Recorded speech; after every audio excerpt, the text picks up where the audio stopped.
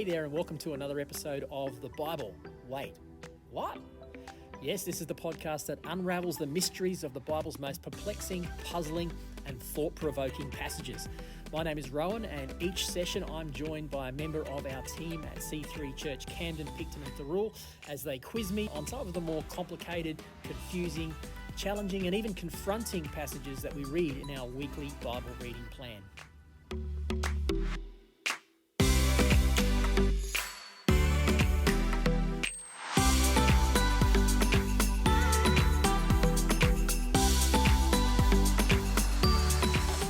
We understand that reading the Bible can be a challenging and perplexing experience. Many people just don't know where to start, they get confused, and so they give up. Well, that's why this podcast exists, to equip you with the tools and the knowledge to explore the richness and depth of the Bible for yourself. So grab your Bible, take a deep breath, and join us as we explore this week's passages.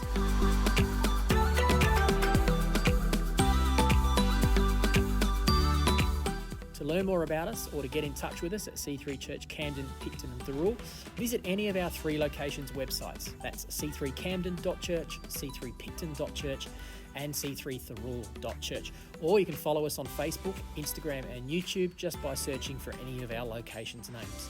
So without any further delay, let's dive into today's conversation.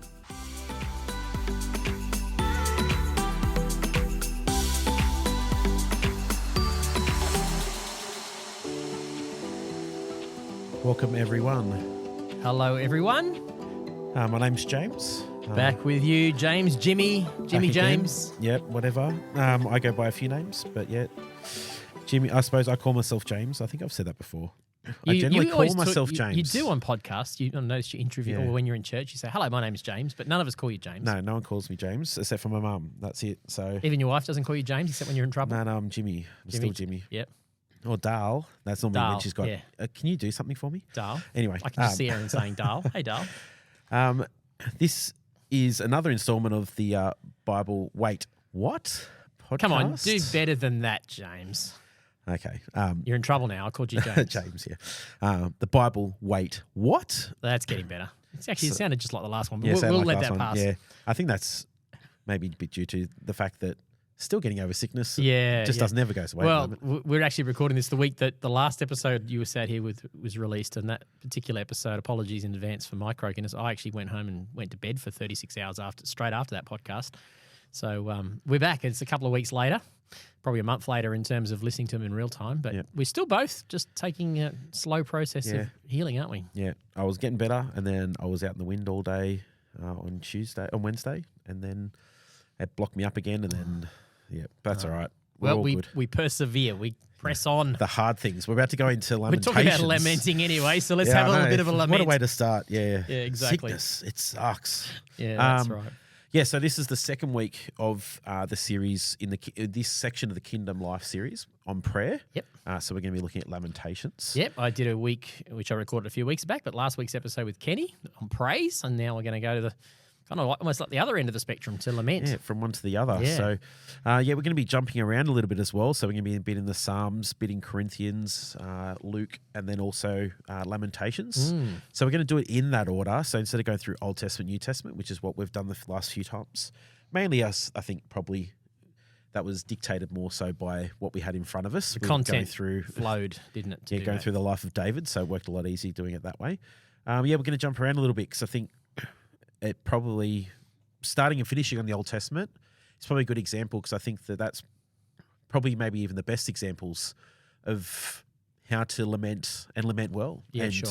Especially for us in our culture where lamenting is probably not a topic that's really spoken about much. It's not I don't think it's been well handled in evangelical Christianity, to be perfectly honest, and that's partly why I wanted it in this series. I think other forms of Christianity have got a better handle on it, maybe some of the more traditional or certainly the Orthodox forms, but it's something that I think we maybe even have shied away from because we think that to lament is somehow not acting in faith. You know, hopefully through our conversation today, we'll see that not only is lament actually a God-given thing, but it is actually expression of faith and can be a process to bring you to a place of faith to keep going through hard times. It helps you be able to process the emotions that you're feeling, all the things come against you, let you to verbalize those things, and pretty much it's again, we always say lay things at the feet of God, the good and the bad. If you're not willing to have a whinge at God about what's going on in your life, the person who can probably more chance of doing something about it, exactly. then are you really doing it really that well? So I agree, and I think a lot of people are afraid to, because they've been seen. A message has been put across that somehow to have a complaint or to lodge a complaint with God or to pour out grief at a situation that you're facing that's hard is in itself not just an act of faith, but an act of lack of faith. Yeah. And I'm on a bit of a mission to try to reverse that, so that we can see that it doesn't have to be that.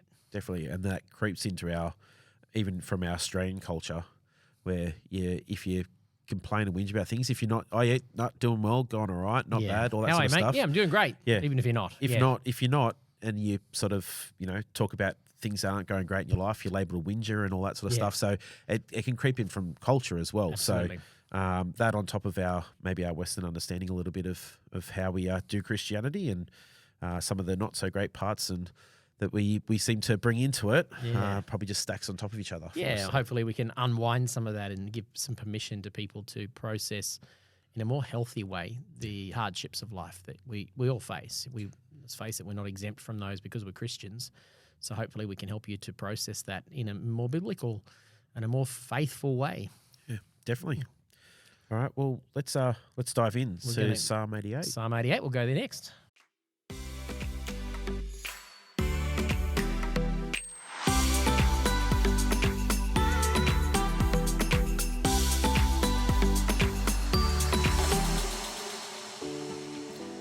Psalm 88, probably a psalm that I think that probably more people would not have read this psalm before, or probably if they had, they might have read part of it one time and then never probably gone back, because it's not necessarily a psalm that is one that you normally go to. We normally go to the Psalms for, building Lord up. is my shepherd, I shall not want. Just all these great things and, just to feel empowered and emboldened and be like, yes, how good's God? And, this one is, we're going to go down in the depths of how we're feeling and we're not feeling great, and we're going to stay there. We're going to stay there, James. That's right. It's not the sort of thing that if you said to your songwriter in church, hey, write this into a worship song and sing it in church, I wonder what sort of response we would get from our church congregation or from our band members if we were to put this. But it's a song for the choir director, a psalm of the descendants of Korah, a song to be sung to the tune of the suffering of affliction. Even the tuners are the suffering of affliction, a psalm of Heman the Ezrahite. So this is as you said, it's a psalm that is not probably well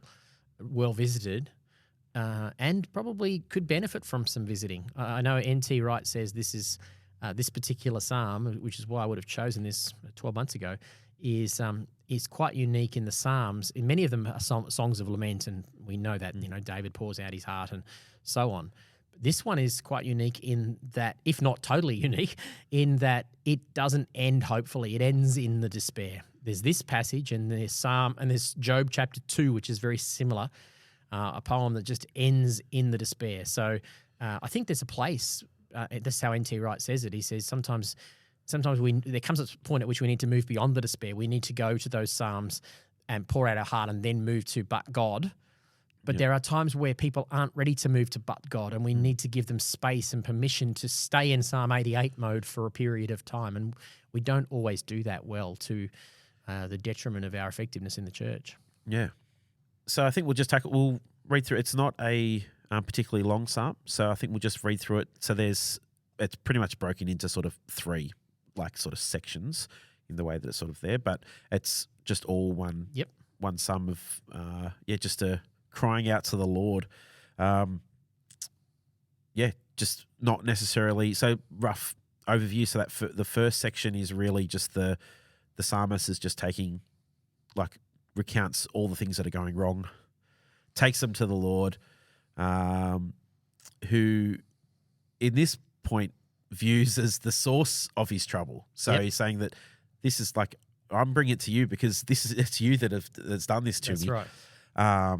But also views that the Lord as the solution for what they're going through. Yeah, so that's it's not right, only yeah. saying that it's your fault that I'm going through this, but you're the one that's going to bring Still me looking out of to it. the deliverer in Yeah. it. Yes, agreed. So even though that doesn't end on a high note, and I think that's probably one thing that we can probably take out, and we'll take out We'll of a lot take of that these, is that even if we're going to the Lord and saying, it's your fault that I'm here. It's like, why can't you help me here?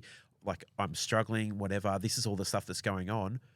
But I know that you're the one that's going to get me out of this. And I think too often is that we find it hard to marry up this loving God, but then at the same time being like, yeah, I think that's probably our Western thing. We focus very much on the New Testament, God of love, God of peace, God of grace, all that sort of thing. But then when we get to when we're struggling, when we're going through things, and we're crying out to God and nothing's happening, well, it's, what do we do? Yes. And I think this is... And this is a good model or a pattern we can do. Yeah. Yeah.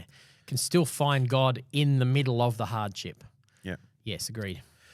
And so, so that's the first section. The second section's just sort of re-emphasizing his, he's continuing to plea the same thing over and over again, and then starts questioning, it puts a series of questions that are almost like a plea for help sort of thing. So it's like a question with obviously if you respond, you're going to be able to help me get out of this type thing. And then the last section is a bit more of still obviously pleading to God, and then accuses God of pretty much rejecting. Rejecting ignoring. and neglecting him. Yes, that's right. Yeah. Sees themselves, like the psalmist is saying, like that they're helpless and overwhelmed in this situation, but also before God. That, it's, and it just finishes on this thing of loneliness. It just finishes on, You have taken away my companions and loved ones. Yeah. Darkness is my closest friend. Yeah. So That's a pretty depressing way to end a song, isn't it? Yeah. Yeah. So we'll just read through. That's Sure. the sort of the summary, just so that if there's anything that we sort of skip over as we read, that's just a sort of bit of a That summary. gives you a bit of a summary to go back and remember that these Psalms are designed to be meditative scripture. So to our listeners, I find, I've said this before with the Psalms, I listen to the Bible rapidly. When I listen to it, that's not the right way to study the Psalms. Still takes me a week even listening to it rapidly to go through the Psalms, but that's not how the Psalms are designed to be read. They're designed to be meditated on, stewed over, prayed over, because they're meditative scripture. Yeah. And that's why a lot of them are songs or poetry, Exactly. things like that. Designed to be slow you down and reflect on them. How often do you hear a song once and you just fly through Good that and then point. keep moving on to the next thing? You come back to that. The idea is we over listen and to over songs again. over and over. That's right, and that's how it should be with the Psalms. Good point. Well said, Jimmy. Yep, well said. Okay, so we'll start verse 1. O Lord, God of my salvation, I cry out to you by day, I come to you at night. Now hear my prayer, listen to my cry. For my life is full of troubles and death draws near. I am as good as dead. Like a strong man with no strength left, they have left me among the dead, and I lie like a corpse in a grave. I am forgotten, cut off from your care. You have thrown me into the lowest pit, into the darkest depth. Your anger weighs me down. With wave after wave, you have engulfed me. You have driven my friends away by making me repulsive to them. I am in a trap with no way of escape. My eyes are blinded by my tears. Each day I beg for your help, O Lord. I lift my hands to you for mercy. Are your wonderful deeds of any use to the dead? Do the dead rise up and praise you? Can those in the grave declare your unfailing love? Can they proclaim your faithfulness in the place of destruction? Can the darkness speak of your wonderful deeds? Can anyone in the land of forgetfulness talk about your righteousness? O Lord, I cry out to you.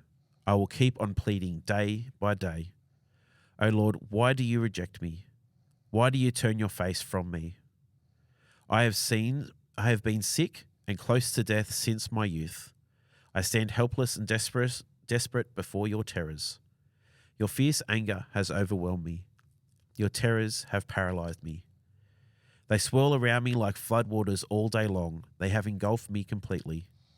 You have taken away my companions and loved ones. Darkness is my closest friend. 3 Selahs in there and a Selah at the end. Yeah. Thinking, oh my goodness, there's a lot of reflection to do there, isn't there? Yes. I think probably the ones, and I think these are I'm trying to think of verses that would probably hit people, because that's probably where they've been at times, sometimes not really knowing how to get through it. They might even be still sitting in that, or it'd be a place that they go back to as they are working through things in their life. Okay, yeah, that's good, because it's quite encompassing in the sense that it's not one. It doesn't seem to indicate one kind of hardship, does it? No. It refers to loneliness and rejection and even sickness you could see in there. Yeah. So it covers the full range of human experience, doesn't it? Definitely. So I think the first thing that I got drawn to, in terms of trying to think of the way that, like even for myself, when for things that I've gone through, the things that I like that sort of resonated with me, then I think that probably would resonate with most people reading through this, of like I've been there, is the first one being from verse 9, my eyes are blinded by my tears. Each day I beg for your help, O Lord. I lift my hands to you for mercy. That's sort of the first verse that sort of jumped out.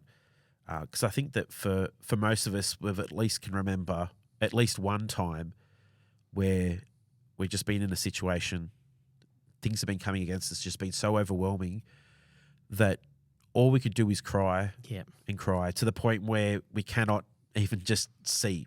There's no way to see forward because tears are blinded. Yeah. Have blinded us, yes. And then all we can do is just cry out to the Lord. Mm-hmm. And I think that we normally cry out to the Lord for a way to get out of a situation or for a way forward. But I like that it says here, I lift my hands to you for mercy. So it's not asking for a way out per se.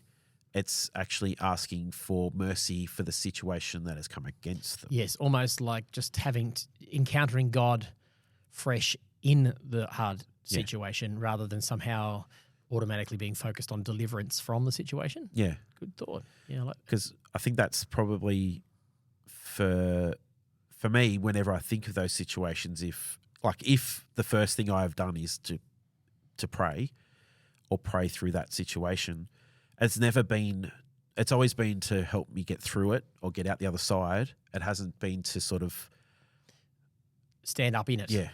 That's a really good point you make, and an important pastoral point we make, because when we have hardships in our life, we can fall into this trap of thinking that we'll be okay when the hardship ends. Yeah. Whereas I think if you look at the full account of Scripture, that does happen sometimes. Hebrews 11, first half of Hebrews 11 talks about people who are delivered by faith from their hardships. But the second half of Hebrews 11 talks about people who experienced and were commended for their faith in their hardship, even though they didn't see the breakthrough. And they were going through some of these kind of situations: betrayal, misunderstanding, illness, anxiety, the things we're talking about. And I think you're right that we don't need to be free from a situation in order to experience the mercies of God. Yeah. And we'll come back to that in Lamentations, that he's in the middle of it. The mercies are new every morning. That famous scripture is in Lamentations. Yeah. And I think that's a wonderful point that you make to listeners, is that you can experience God's presence, God's mercy, God's touch in your life, God's hopefulness in your life, even in the midst of the dark time that you're facing. Yeah. I love that, Jimmy. That's definitely well said. Thank you. I haven't seen that before. I like how it says in that same phrase about being blinded with tears. He says, he goes, I'm lifting my hands to you, Lord, mercy. Are your wonderful deeds of any use to the dead? So there's this faith that God can do it.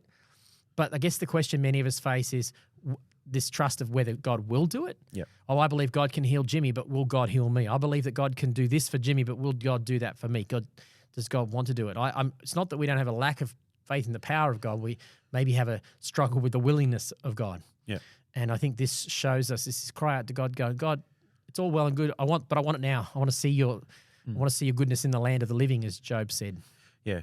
And I think I think that's reflected, I think about a lot of the other things that we've talked about previously in podcasts and just in general conversation. It's always about that we should be thinking about the community. Like even we think about the podcast that we most recently recorded was about spiritual gifts. and the use of spiritual gifts were not for ourselves; Yes. they were for the church. And I think that for a lot of time for Christians is we're always thinking of for others. Yeah, great. So like we can be very selfish people, even as Christians.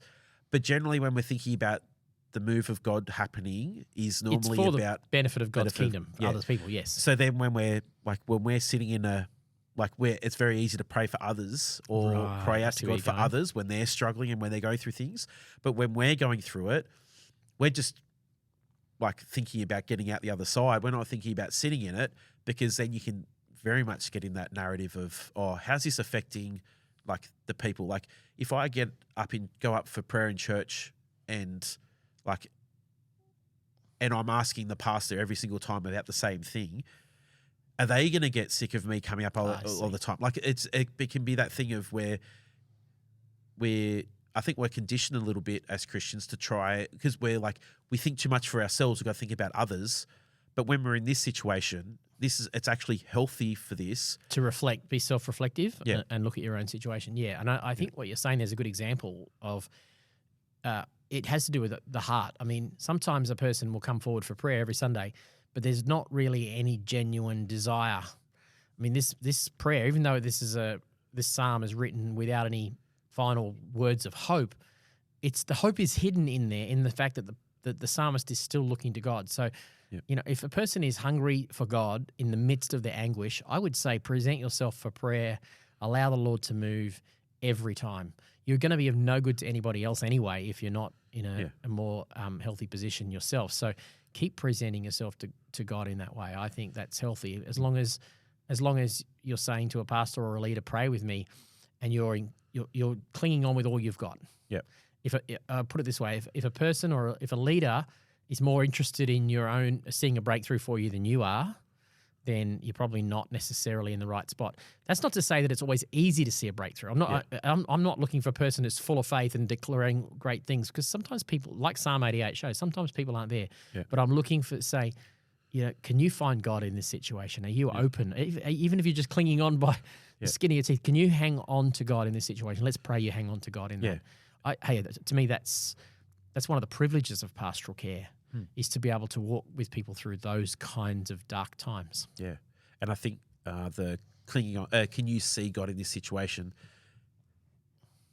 That one of my first thoughts when you say that, which is not what you're actually saying, is that can you see God in the situation? Not like, can you see God through the situation? See God through the situation. And that's the thing, is I think Can even God though you meet said, you? can you see God through the situation?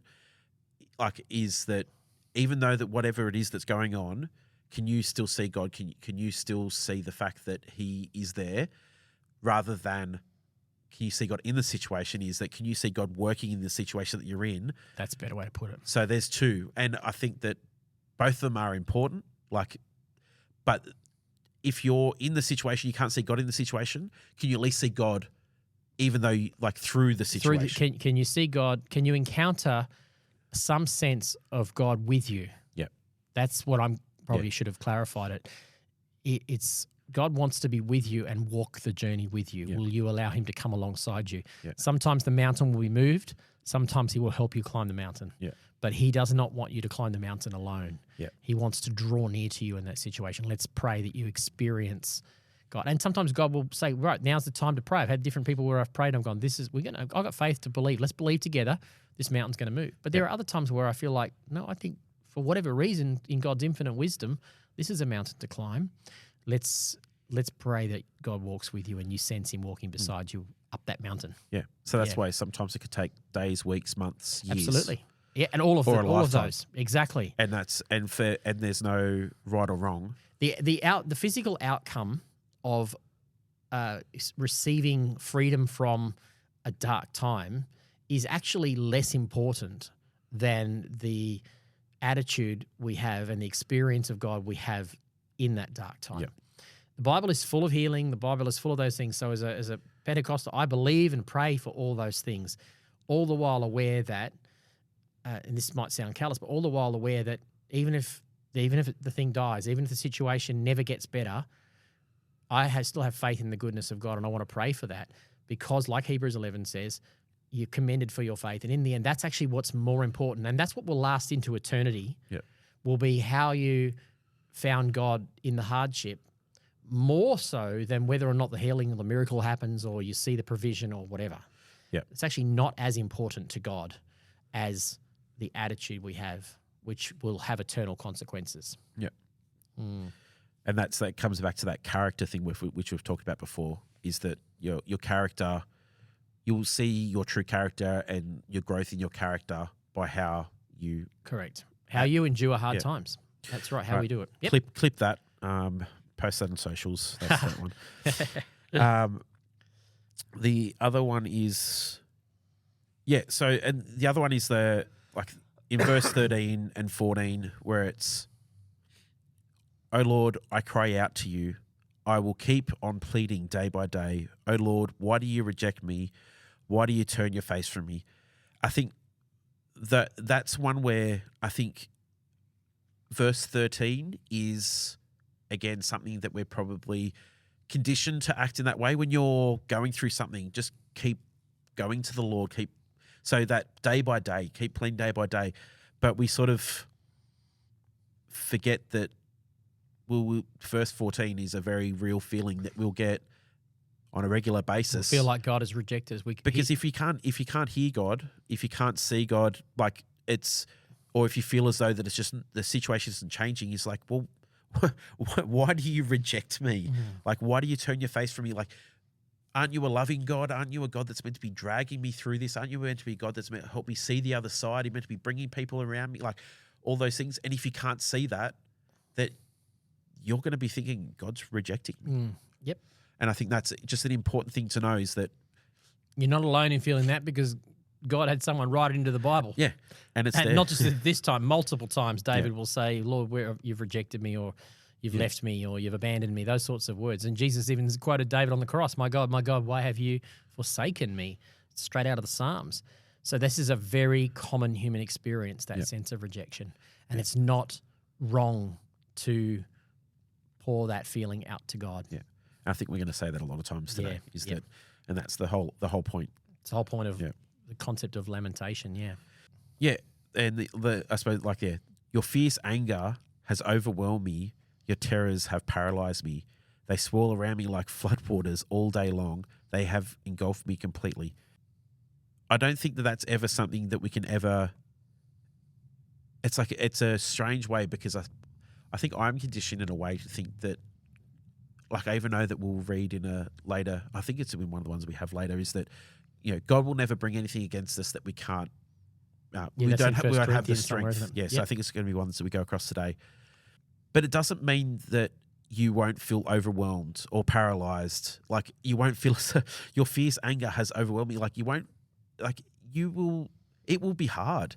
It's not, I think that when we read, think about that verse about that, he will not, pretty much saying he won't give anything that we won't be able to overcome. We always think that, okay, well, we shouldn't necessarily ever feel too bad about things. We should never be able to have something come against us that, we shouldn't be able to get over with in a few days or, a couple of weeks or something like that. And I think that's very much, one, playing down how strong we actually are as people and how much we can actually endure. Yep.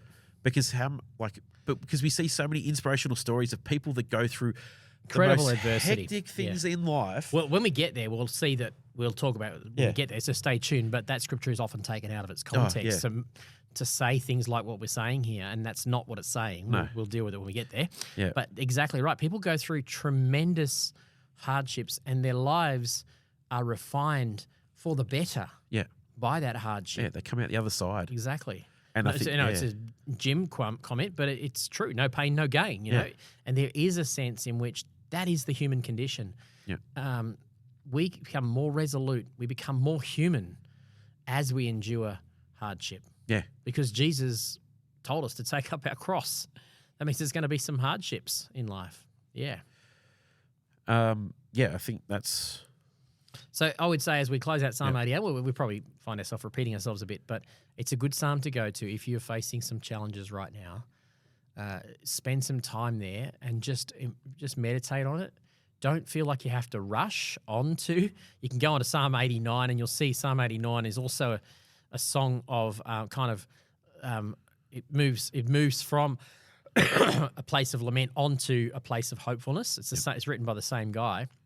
So you can go there, but don't rush to Psalm 89. Yep. Park yourself in Psalm 88 and let those emotions that the psalmist is saying, let them be your expression of emotion. Yep. See what God will do. He's not threatened by that. Yep. All right, so we're going now to Psalm 130.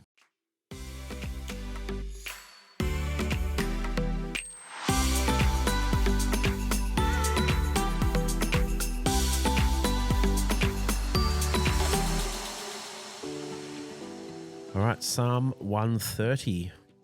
So this one here, just a little bit of an overview. So this is one of the, still part of the Psalms of Ascent, which was Psalm 120 through to 134 or something like that, 15 Psalms or so, yeah. We have talked about what they were in previous So previous pilgrimage episodes. to Jerusalem. Songs they would sing on their way to Jerusalem for the feasts. Yep, that's right. So they're pretty much, this is a psalm that they sing on the way to Jerusalem. To celebrate God. And this is there might be others, I don't think. Most of the others are very positive. Yep. This one is once again a lament, but it's in there. It's in that list it's in the hymn book for that trip. Yeah. And I think that's because, again, like there'll be people in that trip who will be going through these things. Exactly. The people who are coming to God like Hannah, who comes to God because she can't have a child. She's lamenting and she pours herself out in the book of Judges. 1 Samuel. Yep. She's pouring her heart out to God, and the priest thinks she's drunk because she's weeping and lamenting before the Lord. But she knew where to go. She knew to go to the house of God. And so I think you're absolutely right, Jimmy. We sort of think, we're all off to Presence Conference. It's going to be amazing. Or we're all off to a conference together. But at any given time, there are going to be people in any group going to a conference or to church on a Sunday that are going to be going through hard times. Yeah. And there has to be space for that. Great call. I like that. I hadn't thought about it that way. So just quick, it's only 8 verses, so we'll end up just reading it through like we did the last one. But pretty much just starts with crying out for help and pleading for God's mercy, and then ask for forgiveness type thing, stating that no one could endure Yahweh's scrutiny for sins, sort of thing, and then works through into the last section, which is might as well just read the whole thing. Read it. Just read it. Yeah, you'll get the idea by us reading it. So verse 1. From the depths of despair, O Lord, I call for your help. Hear my cry, O Lord. Pay attention to my prayer. Lord, if you kept a record of our sins, who, O Lord, could ever survive? But you offer forgiveness that we might learn to fear you. I am counting on the Lord. Yes, I am counting on him. I have put my hope in his word. I long for the Lord more than centuries long for the dawn. Yes, more than centuries long for the dawn. O Israel, hope in the Lord, for with the Lord there is unfailing love. His redemption overflows. He himself will redeem Israel from every kind of sin. I love that. Yeah. I think that we'll sort of do what we did with the last one and just sort of pull out things that I think that we've can identify with. Yeah. I think definitely that verse 3. If you kept record of our sins, who could ever survive? Yeah, that's the truth. It's very true, and I think that we probably just don't think of that enough. But when you do think of it, you're like, oh, geez. It's like that. Was it Bruce Almighty when he pulls out the drawer? And the drawer, just think it's this filing cabinet. It just keeps going. It just keeps going. It's like going. It's like if God kept a record of the things in our life that we've done wrong, that it would be like that. It would be like that. But faithful, as he says, you know, God is faithful and offers forgiveness. Yeah. And then that we might learn to fear you. And I think that's not necessarily fear, as in it's like that reverent fear, like the. Well, if you think about the greatness of God, the power and majesty and holiness of God, and yet think that he is a God who doesn't keep a drawer where he's writing down every one of our sins so that it fills the whole earth because we do so many things wrong and make so many poor choices. If you think about that, that drives me to a wonder and an awe and amazement. How great this God, who has no reason other than his love for me, to forgive me. Yep. He doesn't stand to gain anything by forgiving me. He doesn't need to forgive me. He chooses to. I'm in awe of that. Yeah. Yeah. Yeah. In verse 6, I long for the Lord more than centuries long for the dawn. And so this is centuries, not centuries. It's centuries, as in guards. Soldiers. Yep. So if anyone's worked night shift before, this is like you. I'm old, Jimmy. I get that way waiting for midnight on New Year's Eve these days. I'm longing for midnight so I can go to bed. Yeah, it literally is that. If you know that you're knocking off at 6 o'clock, and you know that sunrise is at 5:45 or 5:50. You're just waiting for that sun to come up because you know that you can just start packing up and get ready to walk out that door. Right. It's that kind of longing. It's because you don't realise and I think that thing is that we're not made like our bodies are made like we have the circadian rhythms and all that, so that we are made to be awake during sunlight and asleep when it's dark. Yep. And so centuries which don't have, I suppose, like we can stay up later because we also then have technologies and lights and all this sort of stuff that will actually are made to keep us awake.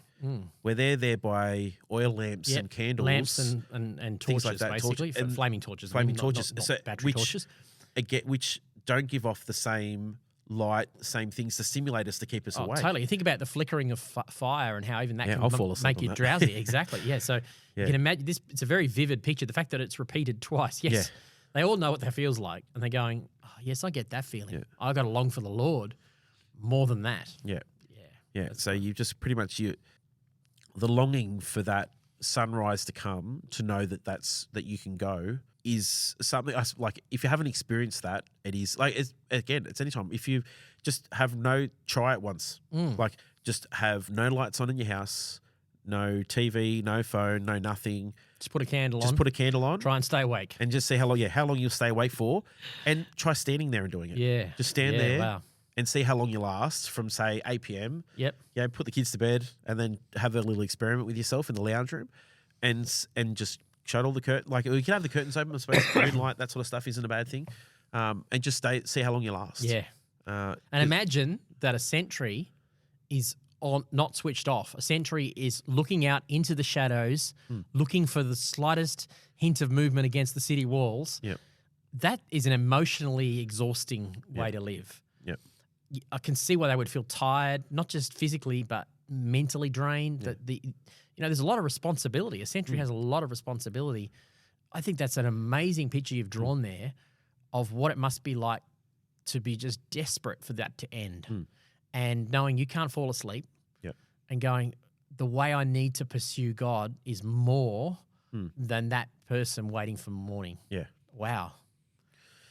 That's that gives food for thought. I wonder how much we do that. I wonder how much we prioritize the Lord in that way. If we could just capture some of that emotion. We all know what it's like to be, even aside from that, I mean, we all know what it's like to be incredibly tired, but we just know we can't go to sleep yet. Yep. We've got a job to do, or there's something happening, or we're waiting up. And it's ironically one of the tiredest times I was we were on Israel, and I'd been up really. I was still on jet lag. I'd been up since 4 a.m. and walked up the Mount of Olives. And late in the afternoon, we went on this tour through the Israel Museum, the Yad Vashem Holocaust Museum. The time before I'd been on my own, it was great.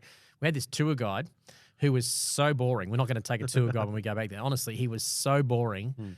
And I had I've been running this tour, and I'm standing listening to this tour guide, and I'm just nodding off completely, and I literally could not stay awake. Yeah. I think I was standing up, falling like that. I could not stay awake, but I'm thinking to myself, I have to. Yeah. I'm the leader of this tour. These people are relying on me. Yeah. And I was so tired, and I think we can all experience that feeling, and we'll capture that and go, am I that? Do I long for the Lord that way? Yeah. Wow. That's I've not seen that in that psalm before. Yeah. So and you got to think that's where that longing is coming out of, from the depths of despair, O Lord, I call for your help. Like you're so deep in your despair, you're crying out to the Lord. Pay attention to my prayer. That's the first 2 verses. And then we're looking at, how like you don't have to thankfully, you don't keep record of my sins because you don't need it. Yes, you don't that's right. need to. Like, that's just so mind blowing to me. The fact that like I have trouble getting over one small thing that someone does against me, but yet the whole world, you just don't keep record of wrongs. Yeah, what a gracious, wow. No wonder we're in awe of him. Yeah. And then you come out, I'm counting on the Lord. Yes, I'm counting on him. I put my hope in his word. I long for the Lord like sentries long for the dawn.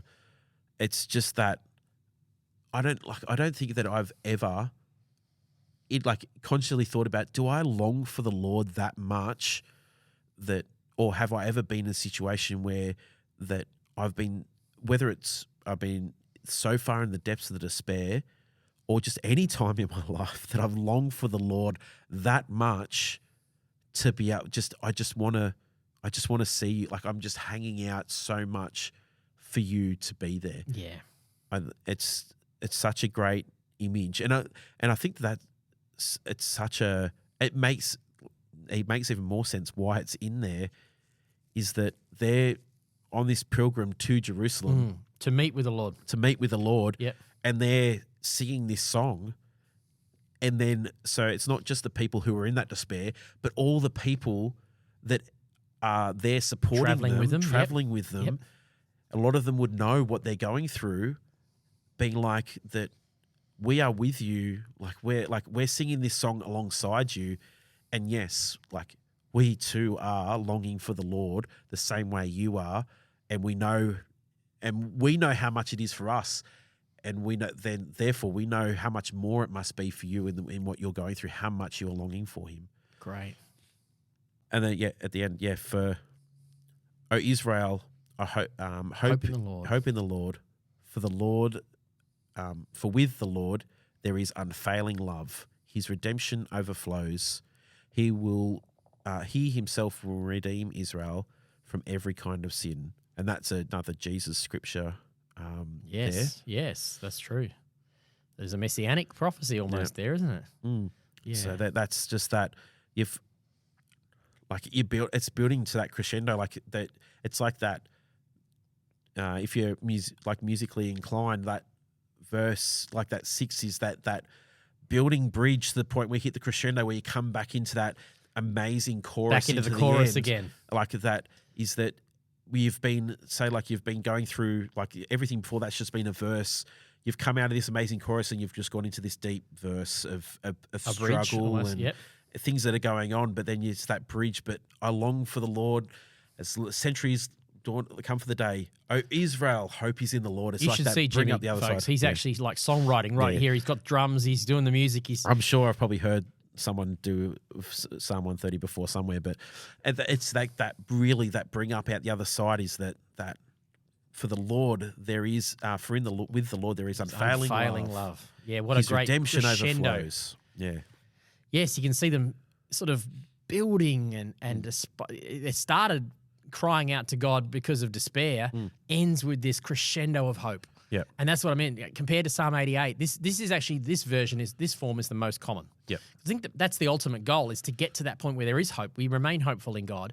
And I think I like the fact that Psalm 88 is there to give us permission at times to stay there. But you won't stay in Psalm 88 for the rest of your life. No. The idea is to move beyond that. And I think it's just like, it's okay to stay there for a while. But more often than not, most times we can move beyond. We can use Psalm 130 as a model and move into this crescendo of hope that he is with me. His love is unfailing. I'm going to be okay. Yeah. God's going to be with us. He's going to redeem us from sin and we're going to experience fresh hope. Yep. And I wonder if this, even this song, the fact that there's a lot of reference to sin there makes me think this is the sort of song they could be singing on as the head up for the Day of Atonement, because the Day of Atonement is about Israel's sin as a nation. Yep. So if you put that in that context, this celebration of God's forgiveness, this psalm would fit with a preparing for God forgiving us of our sins. Imagine if God hadn't forgiven us as a nation. We keep falling short, but God is faithful. He doesn't remember our sins. Oh, it seems so dark, but we're coming up to this time of refreshing. Remember the Lord, he's going to forgive us of our sins and wipe our slate clean. What an a great way to finish in a place of hopefulness. Yeah. Yeah. Through the lament to the hopefulness. Yep. All right. Now we're going to jump the into the New New Testament, Testament into to 1 Corinthians. Yep.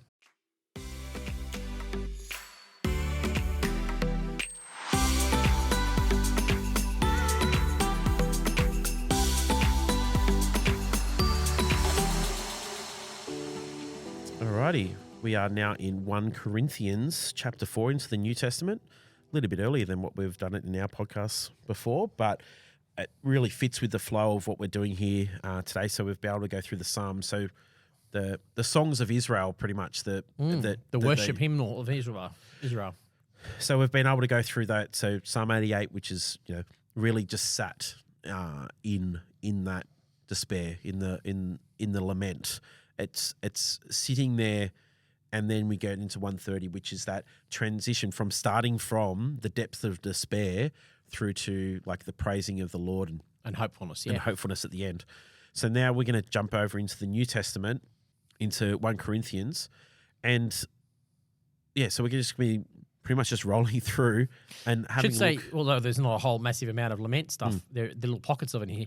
Paul had a lot of reason to lament about this church because this was he spent a lot of time. I think he spent 18 months or 2 years planning this church, and then he's not in Corinth. He's in Ephesus when he's writing this letter, and things aren't going well in Corinth. There's some pretty messed up things happening, and he's lamenting to some degree, going, "Is this going to work out?" He's wondering.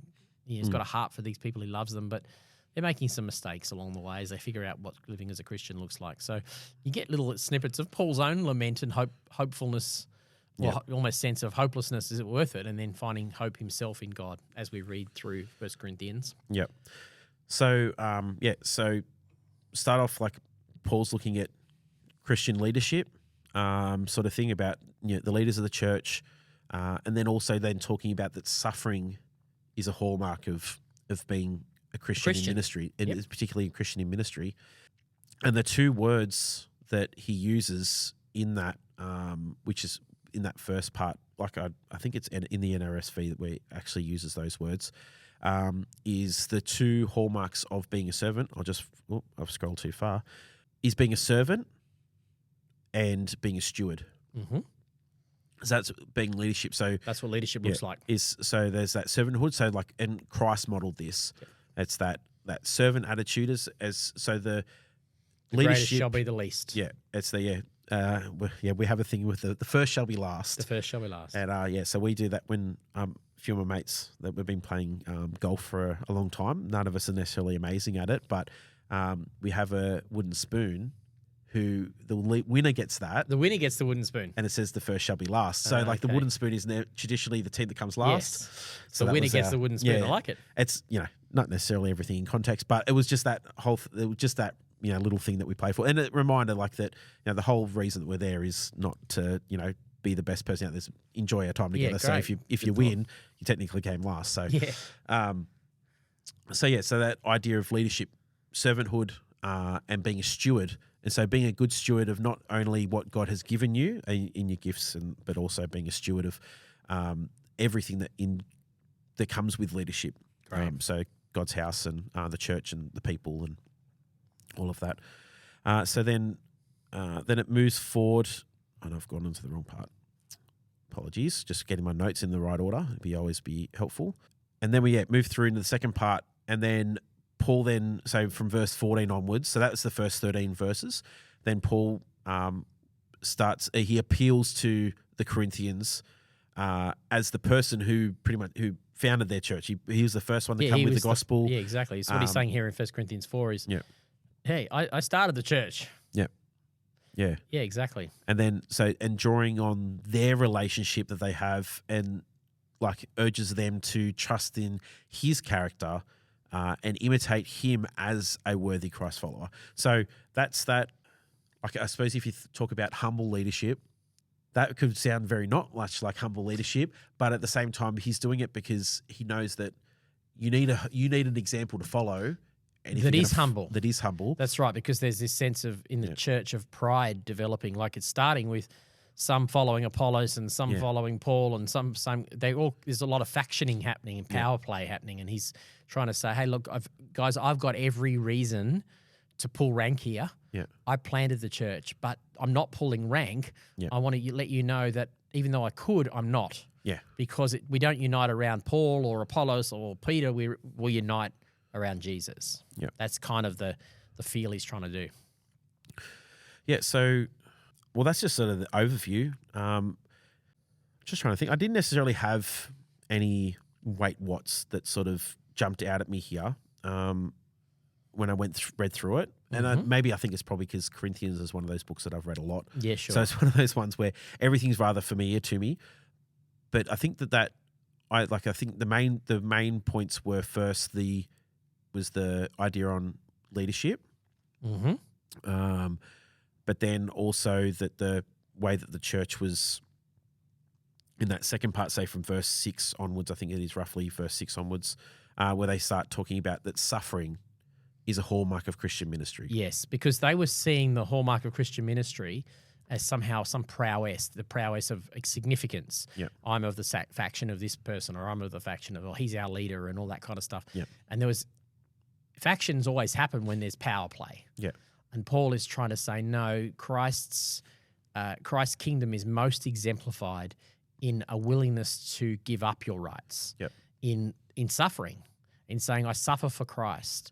And he actually will go on and say, he actually says, I wish you guys would understand that. Where is this? It's about probably verse 9.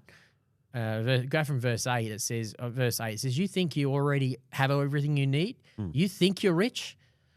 You have begun to reign in God's kingdom without us? I wish you really were reigning, for then we would be reigning with you.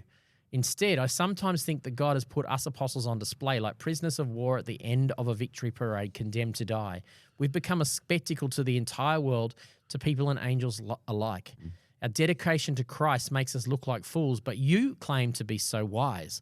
We are weak, but you seem so powerful. You are honored, but we are ridiculed. Even now we go hungry and thirsty. We don't have enough clothes. We're beaten. We're weary. We continue to bless those who curse us. We're patient with those who abuse us. We appeal gently even when things are said about us. We're treated like the world's garbage.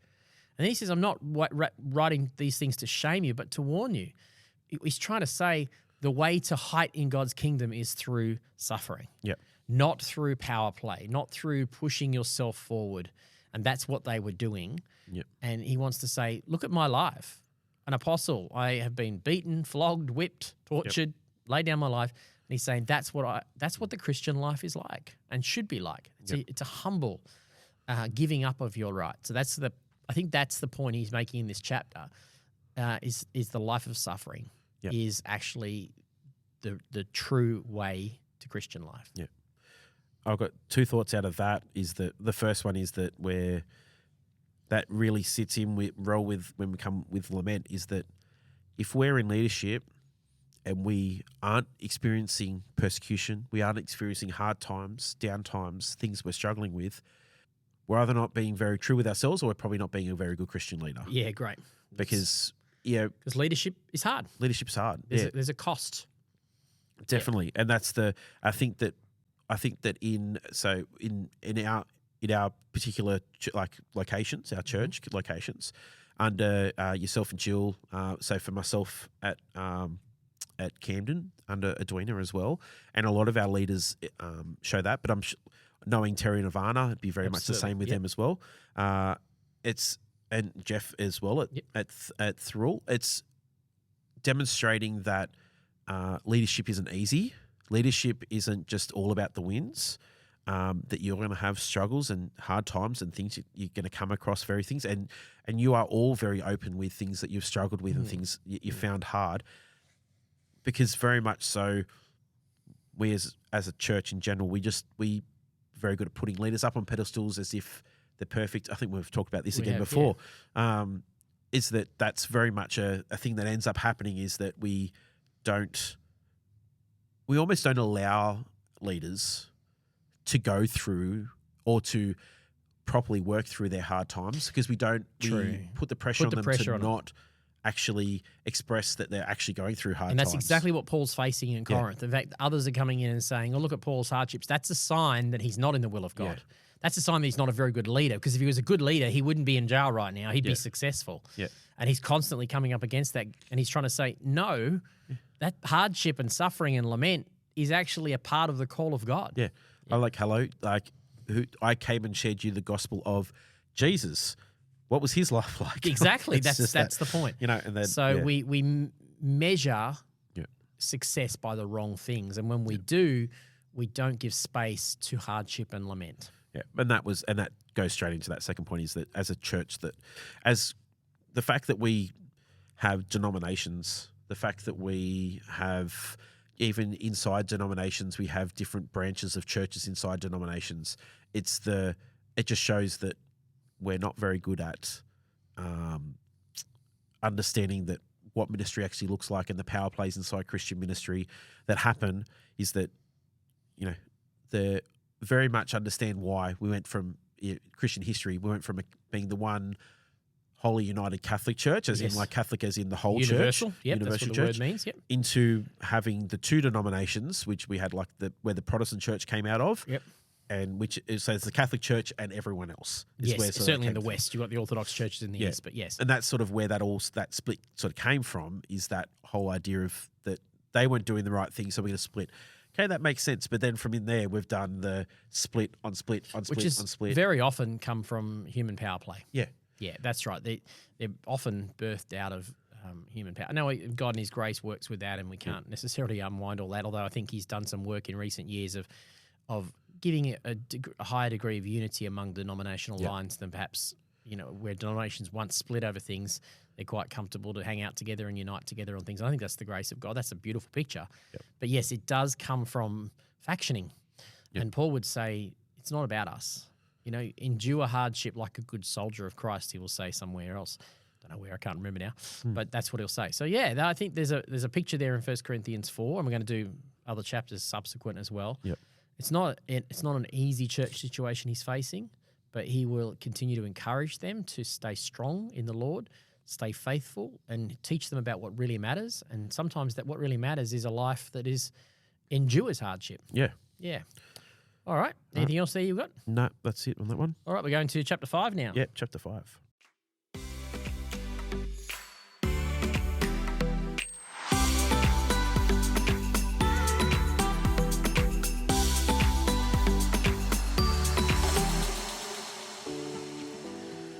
Corinthians chapter 5.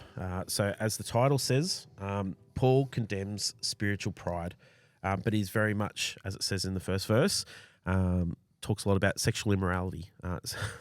Yes, it does. A specific kind of sexual immorality he's going to talk about. So we'll read out the first verse and then we'll go from there. Go from there. It says, I can hardly believe the report about sexual immorality going on among you, something that even the pagans don't do. I'm told that a man in your church is living in sin with his stepmother. Now, that's a pretty heavy way to start like a section of your letter. I know that obviously it's all one letter, but it's just the fact that, and it's just something that as the church we talk about all the time, is that sexual immorality is not just a thing of the world, it's something that's in the church. And the fact that, something that for them, something that even the pagans don't do. So what was happening here, this kind of relationship, it says, the Greek says his father's wife, so his stepmother, So this kind of practice where he's decided to sleep with his stepmother was obviously something that even pagans thought was not appropriate. And it's happening within the church. And he's heard about this, because a bit of context of 1 Corinthians is that we don't know the whole story. It's a bit like listening to one side of a phone conversation, NT Wright says. But what we do know is that he's in prison, and that some people from Corinth have obviously come with a list of questions. Yeah. And they've come to give a report to him because things aren't going well in Corinth. There's some factioning, there's some like this sort of thing. He's getting a report, now he's responding to that report. And one of those reports is, well, you won't believe what this person's doing. This person's been up to. I won't pick your name because you won't believe what this guy's been up to. Yeah. And Paul's going, whoa, okay, we need to address this, and that's what he's doing. And because they're clearly saying, he's going to go on and say, they actually were deceived into thinking this was a good thing. Yeah, because, if we live in sin, God's grace is there to cover it. So Paul's trying to bring some correction to that. Yeah, so it's not just bringing correction just to this one particular thing, but that also to the church's tolerance of sin, even to the point where they're proud of the way that they address it, which grace will cover it. Yeah, that's right. We'll just sort of move through the chapter. We've got that's the whole chapter. It's only 13 verses. Yeah, it's the whole thing's about this story. Yeah. So we'll just pick up at chapter 2. So you were so proud of yourselves. Verse 2. Yeah, verse 2. Sorry, what did I say? Chapter 2. That's all right. I'll just clarify so people don't confuse people. Yeah, we're going from chapter 5 to chapter 2. Verse 2. You are so proud of yourselves, but you should be mourning in sorrow and shame. You should remove this man from your fellowship. Even though I'm not with you in person, I'm with you in spirit. And as though I were there, I have already passed judgment on this man. In the name of the Lord Jesus, you must call a meeting of the church. I will be present with you in spirit, and so will the power of the Lord Jesus. Then you must throw this man out and hand him over to Satan, so that his sinful nature will be destroyed, and he himself will be saved on the day the Lord returns. Wait, what? Yeah, I know. This is a wait what moment, isn't it? When you think about it. So we touched on, and it's mainly because the podcast that we did last time just came out, is that we even touched on that there are times where you have to remove people from your life in some way. It was only a very small part of what we're talking about. But here, this is and I even said and you even said on the very, very rare occasion is that sometimes you have to just cut people out of your life altogether. Paul's pretty strong here saying that this just needs to go. This is not helping the church. This is not helping the church anyway. You need to get, for not just for the church's sake, but for their sake. Yep. You just need to remove them from the church completely, which is such a crazy thing to think of. It seems quite foreign to we're not in the business of kicking people out of churches. And I don't think Paul was advocating for it as a general rule or principle either. He was obviously, he was obviously concerned enough about this that it was a significant enough effect on the church that it needed some drastic measures. He's not advocating for go kicking people out every left, right, and centre. Yeah. But as we unpack this, is because it's a what wait moment. Because you get people who go, well, you shouldn't let anyone get away with anything. You should just come down hard on them, and if they say no, then just send them packing. And then you get others who go, well, how much do we let people get away with? Do we let people get away with too much in church life? So we do need to wrestle this through, and to do that, you need to go beyond the reading of it and try and put it in its context and ask what's going on and why is Paul saying that? And different scholars will have different views on that. I've come to some views as to how I would lead the church, but I'll be honest, I mean, it's only a couple of times I've ever actually had to ask anyone to leave the church. It's very, very rare. Yeah. Incredibly rare. And even then I hated doing it. Yeah. But there are times where, in extreme situations, where that might be necessary. Yeah. And that's it's hard enough, I think, not even asking someone to leave your church, but someone to potentially even say step out of a position that they're holding. Whether it's even then. Leadership or even if it's not necessarily a leadership position, they're just doing a volunteer title of something, and you have to ask them to step out of that, let alone someone to leave the church altogether. Yeah, totally. That's hard enough. So, and I think verse 6 obviously gets to the crux of why that this needed to happen, is that your boasting about this is terrible. They were boasting about this situation, which for us seems so strange, and obviously why Paul was just sort of what's going on? What's going on? Why do you think this going on is a good thing? Yeah. So he continues, don't you realize that this sin is like a little yeast that spreads through the whole batch of dough? Get rid of the old yeast by removing this wicked person from among you. Then you'll will be like a fresh batch of dough made without yeast, which is what you really are. Christ, our Passover lamb, has been sacrificed for us, so let us celebrate the festival not with old bread of wickedness and evil, but with new bread of sincerity and truth. So I think that's the thing, is that it's not saying that this isn't a prescription about what we should be doing with everyone. It's starting off with this is why it needs to happen, because the fact is that it affected the church so much that they were boasting about this situation. They thought it was a good thing. Yeah. Yeah, and scholars go, well, why would they think it was a good thing? What's the reason they thought it was a good thing? And I think that the consensus is somehow they have a twisted belief that this whole idea of, well, there's grace in the church for the church should be a place of grace where we tolerate sinful behavior. And there's an element of truth in the fact that we shouldn't be judgmental and harsh. Yeah. But they had taken it to the extreme where they were allowing someone who clearly had some measure of influence.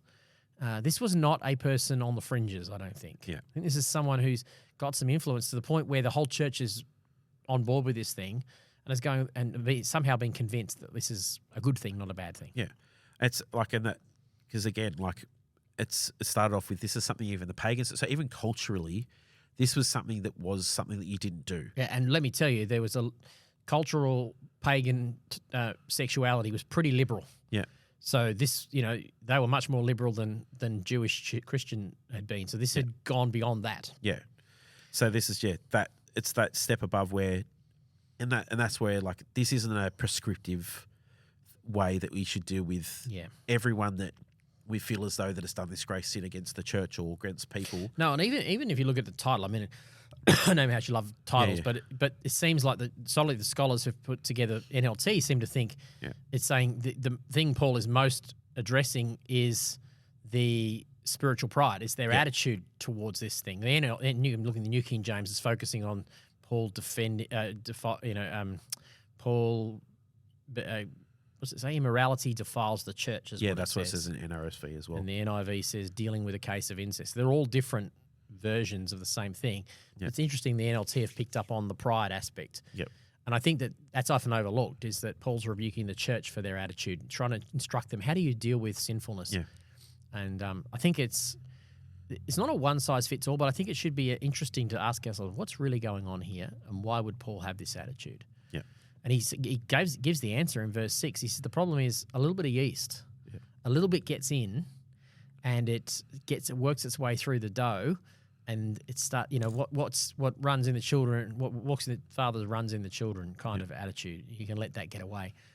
What I want to point out here that I often see in Christian churches, they read this passage, and they teach this passage they rail against sinful behaviour. Yeah.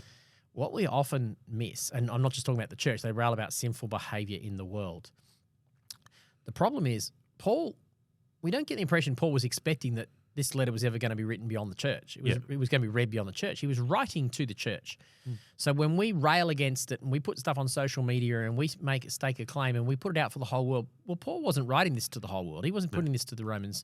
He was putting this to the church about the way they conduct themselves. Yep. So we don't do ourselves a service as Christian church when we rail against the world's values as though it's wicked. Now, we don't agree with certain world's values on sexuality and certain things, but we don't do ourselves a service when we rail against it. That's not the intention. In fact, the clincher is in verse 12, and I'm going to skip ahead, but you might have done it anyway. He says, it isn't my responsibility to judge outsiders, but it's my responsibility to judge those inside the church who are sinning. Yep. So Paul's saying, within the context of the church, there needs to be some level of morality and at least a willingness to repent and move forward.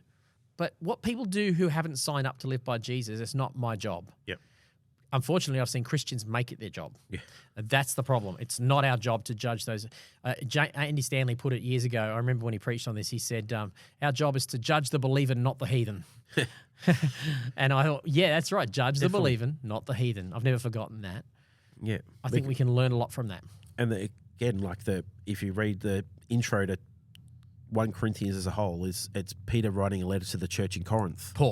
Paul, sorry. Yes, Paul writing a letter to the church in Corinth. So it's literally, this is a letter for Corinth. So if you're trying to read this and apply it to your context, which you can do, there's nothing wrong with doing that. But then you've got to read it in the context in which the letter was written to. Sure. And so you can't just apply it to your context without knowing what the context that it was written to. Yeah, what was going on in that church. Yeah. So let me give you a practical example of how I would apply this. If there is some kind of sinful behavior, it might be a sexual immorality issue. It could just be a willful, self-focused, self-promotion issue among a person or a leader in the church. What I will do is I will go, well, what does the church what is the definition of the church? My job's not to judge those outside the church. My job's to judge those inside the church. So now I need to go, okay, what does the church I'm a part of look like compared to the Corinthian church? Now, the Corinthian church was a very core group of believers, most of the early church was. It wasn't like open on Sundays for all to come. It wasn't that kind of format, right? So all that to say that there are people in my church congregation who will come on a Sundays. They're on the fringes of the church, and while they're attending, I shouldn't automatically think that my job is to judge them. Yeah. I've got to give them space, because are they part of what Paul would quote the church, unquote? Yeah.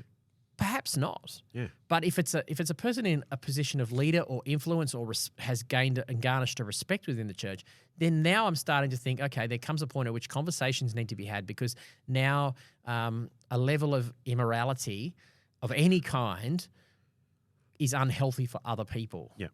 But to then just rail at everybody who's on the fringes of a church, it's actually going to have the opposite effect to what Paul wants here.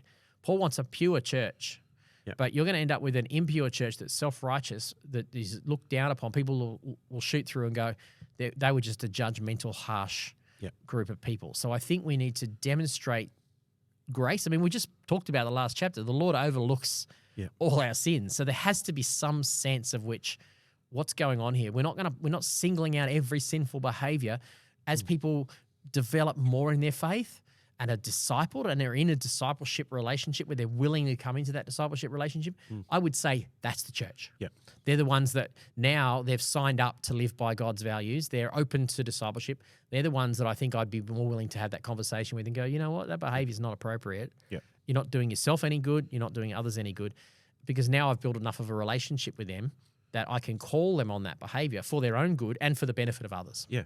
And it's I've been involved with a couple of different churches where, whether it's been the church that I'm actually serving in, say here at Camden, or it's been a church that I've done ministry programs with, is they have like a set of expectations for leaders that you sort of adhere to. So whether it's something that you physically sign off, or they go, this is the expectations. If you are not meeting those expectations, we'll let you know, and then potentially ask you to not be a part of it anymore. And I think that's very important, is that we have, as Christians, we should have expectations of our leaders. And that's where we talked about earlier. Like, there are expectations on our leaders that they have to, and they will go through hard times, they will go through everything else, but they're expected to then hold themselves in a certain stead and really be that reflection of what the church should look like. Yes, absolutely. But there are going to be people, like if we're going to open ourselves up to the world to bring people in, as you were saying, is that we can't be holding them at the same standard as we hold our leaders. Correct. That's the point. And this is what it is here.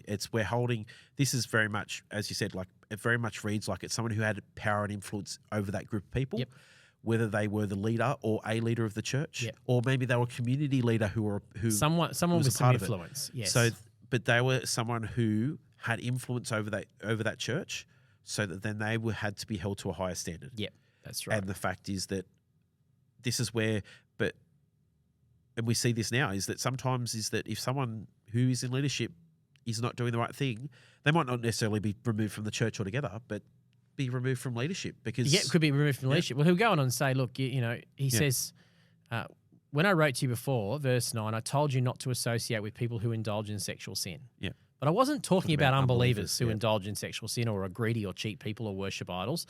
You'd have to completely remove yourself to avoid people like that from the world. I meant not to associate with anyone who claims to be a believer or claims to be a fellow brother, someone who claims the title of Christian, who's influential in the church, yet they continue to indulge in sin or is greedy or worship idols or abusive or drunkard or cheats people. Don't eat with such people. Yeah. He's calling Christians to a higher standard. Yeah. And, you could say, well, yeah, everyone who comes in the church calls himself a Christian. Yes, but personally, I've come to see that I'm talking about people who a person who claims to be a brother is someone who is saying, I'm really part of this family. I'm a person of influence in this family. Not a person who's on the fringes. I want to call people who are calling themselves brothers to this standard of life. Yeah, there's almost like you could say there's degrees of calling yourself a Christian, because as you get more and more involved, you understand more and more what it is to be a Christian. Yeah. and that like say if you could be part of the church for 2 or 3 years, but you've just been on the edges. That's right. Someone like you still don't understand, but you'll still call yourself a Christian. Yeah, and I'm not going to with a person like that. Yeah. I'm going to keep telling them the good news about Jesus. Yes, there'll come a point at which you need to address things, but addressing sinful attitudes sinful actions is not always the first way. No. If people need to get a revelation of the goodness of God first of all, the grace of God, then we can get a revelation of I'm aware of how big God is, how good God is. Yep. Now, out of that, I can now move to a place of repentance. Yeah, which by the sound of it, the Corinthian church had that, but it just gone too far and got twisted by people in leadership. It was twisted doctrine, yeah. And so that's why this situation had to happen this way. Yeah. You got anything else in 1 Corinthians 5? No, that's it. All right, we'll go to number 6 now. Yep.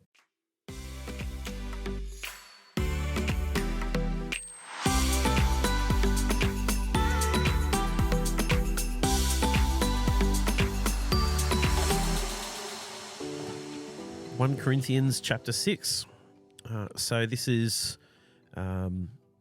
sort of split into two halves, really. We've got the first half, which talks about, like they still obviously relate very much so, but first one, talks about a little about lawsuits. Yeah, don't go lawsuits, don't sue each other, that kind of thing. Don't sue each other. And then the second part, so it depends on which, talks a lot about sexual sin.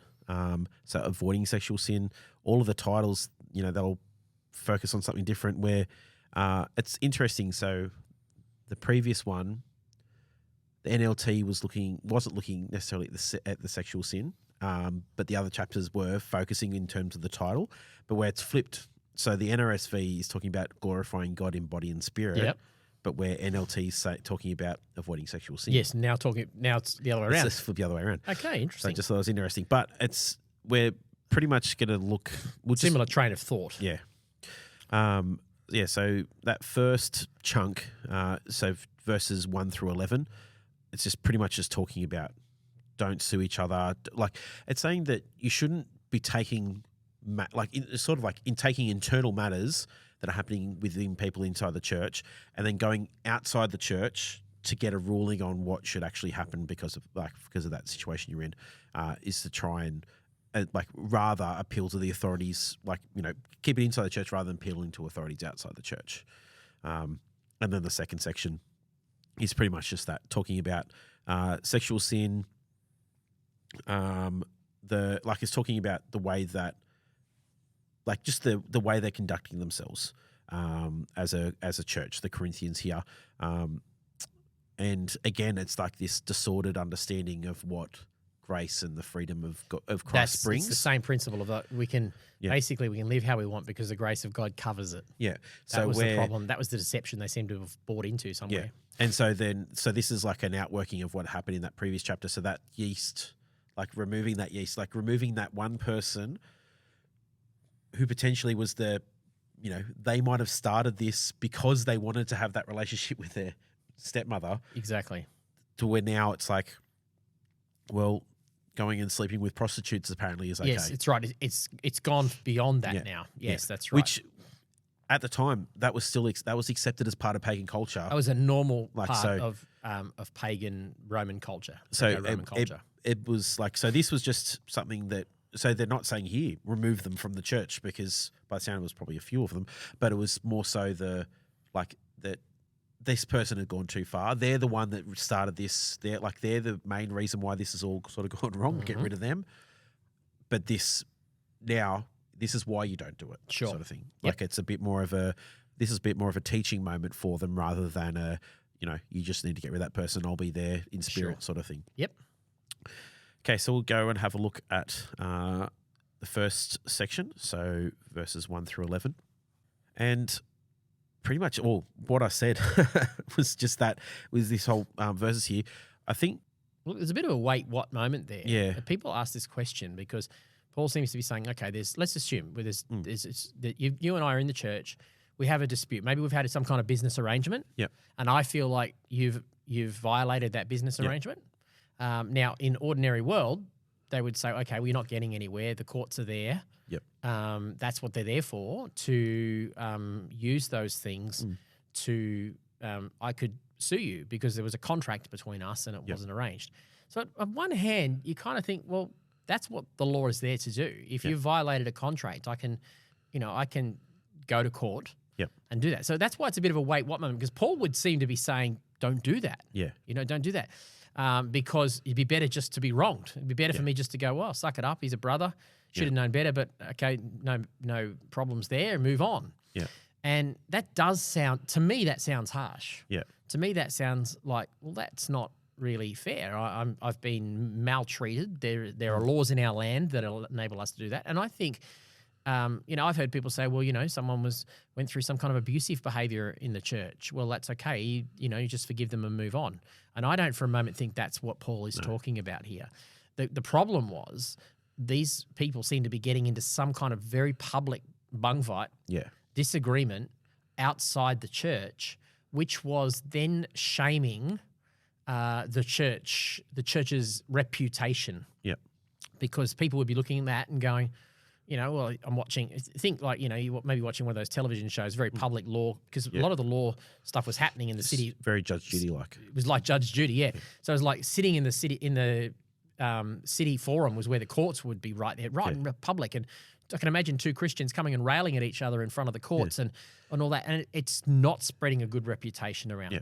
So there wasn't the same level of decorum around law as there is now. Yeah. I would say that in that way, I think how this could apply to us is that if I've got a problem with you, Jimmy, I shouldn't be out there posting on social media about how I'm taking you to court and how, what a wicked man you are and all that kind of stuff, because there I am now doing a disservice to the Lord. So I read it like, okay, my job, it's not saying I shouldn't use legal systems at all if they're there, but what is my motive for using legal systems? And can I remain aware that the act of using a legal system runs the risk of actually bringing the church and the message of Christ into disrepute, and I should run from that. Yeah, I should not want to let my greediness or my selfishness or my sense of I want my justice to bring the church in disrepute in the eyes of believers. They should be able to look at the church and go, wow, that person was willing to give up their rights. That person was willing to do something, so they weren't just standing up for their rights. Yep. So if I'm going to take you to court because, maybe it was a business deal and you have done the wrong thing, well, I'm not taking you to court just to get my rights. I might take you to court, but it's because I'm picking on you, but I don't want your behavior, your actions to hurt other people. Yeah.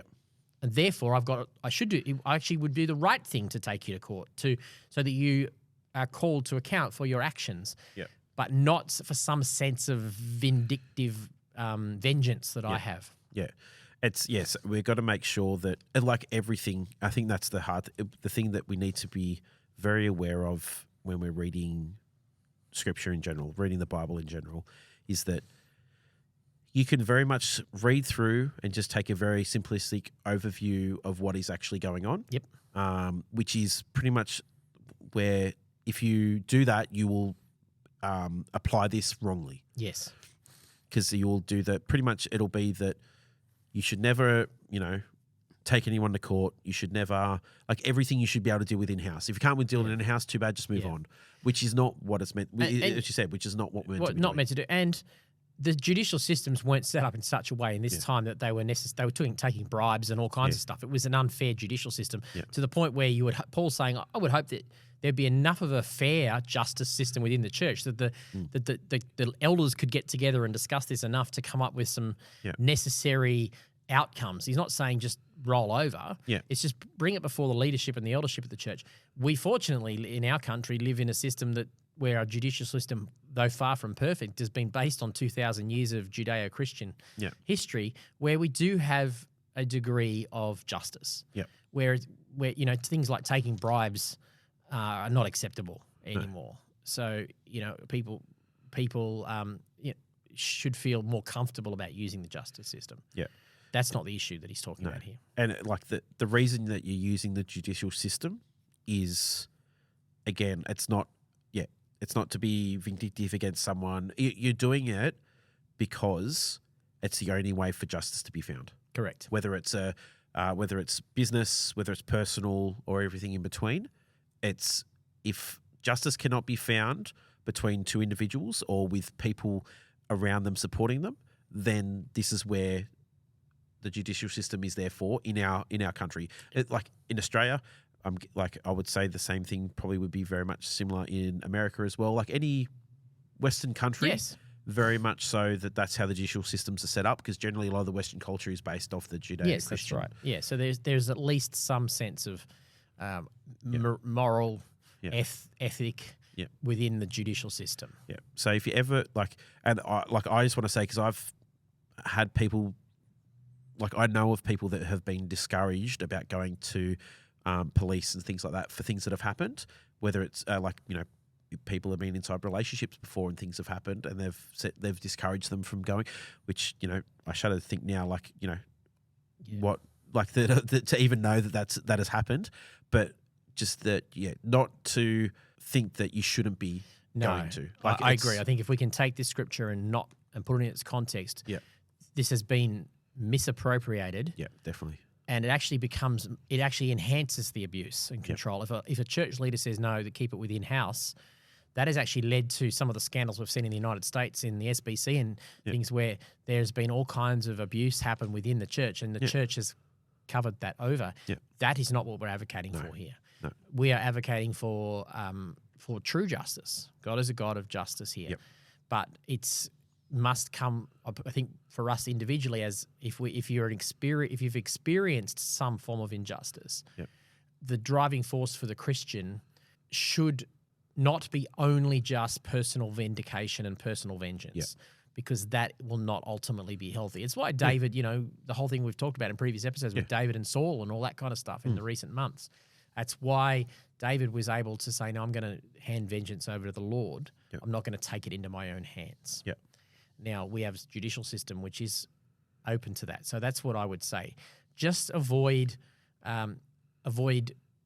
bringing the church into disrepute in the public forum. Yep. This honestly would apply more to, slandering other people in the public forum on social media. I think, regardless of whether it's a lawsuit, that principle applies. Yeah. If we go around slandering each other, that just makes the world look at the church and go, why would I want that? Yep.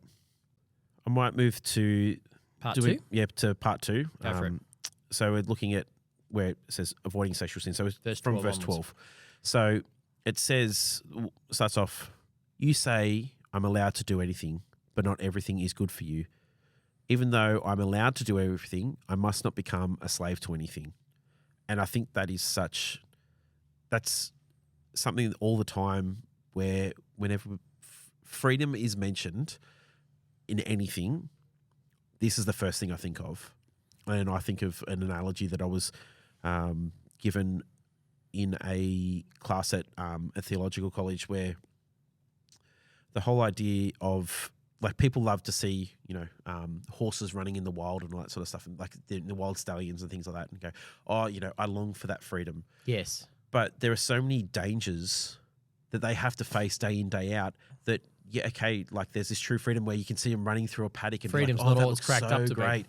But then that, all the things they have to face outside of that, 30 seconds that you see them running through this field, that they have to face, where true freedom, say for them, can be and for any of it, is found inside, fenced off areas, because they know that inside that area, obviously you want it to be larger than just a small area, but if they've got a large fenced off area, it makes it safe. It makes it safe for them. Yes. And there's someone looking over them. Boundaries bring safety. Boundaries bring safety. And I think that's the thing that I always think of, whenever someone says something about freedom, particularly in a Christian context, I get my back up a little bit, because I think that people use that again as an excuse, which is, I think, sort of what they're getting at here, is that I can sort of do anything.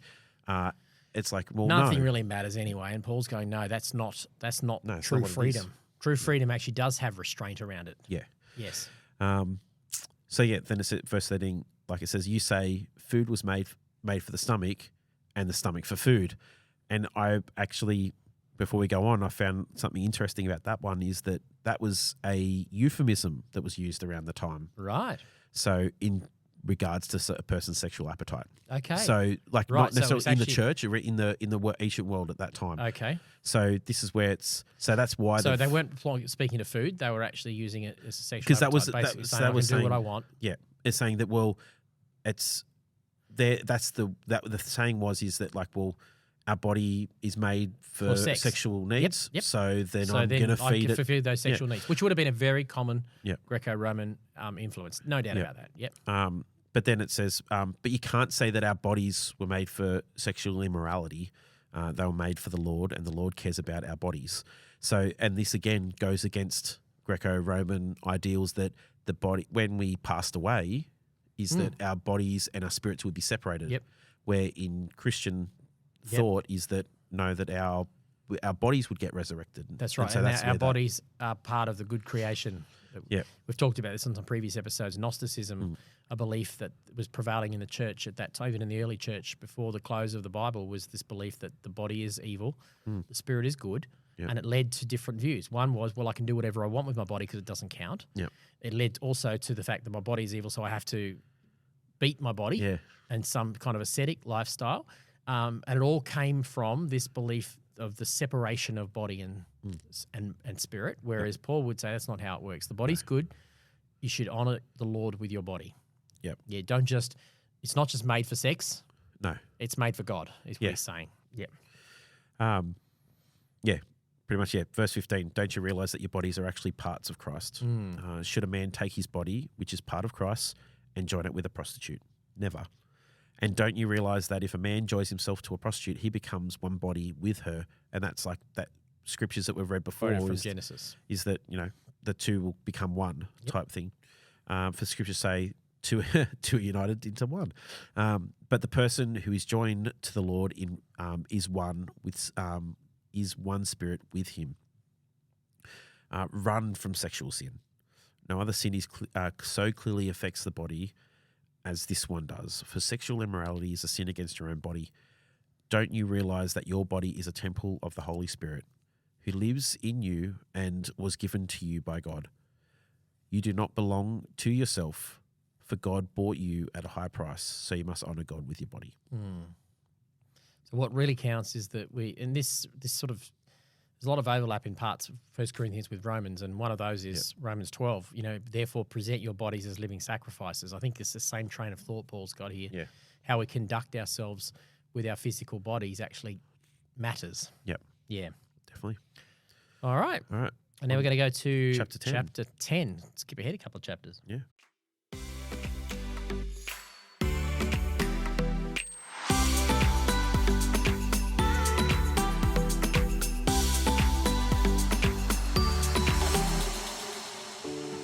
(1 Corinthians chapter 10).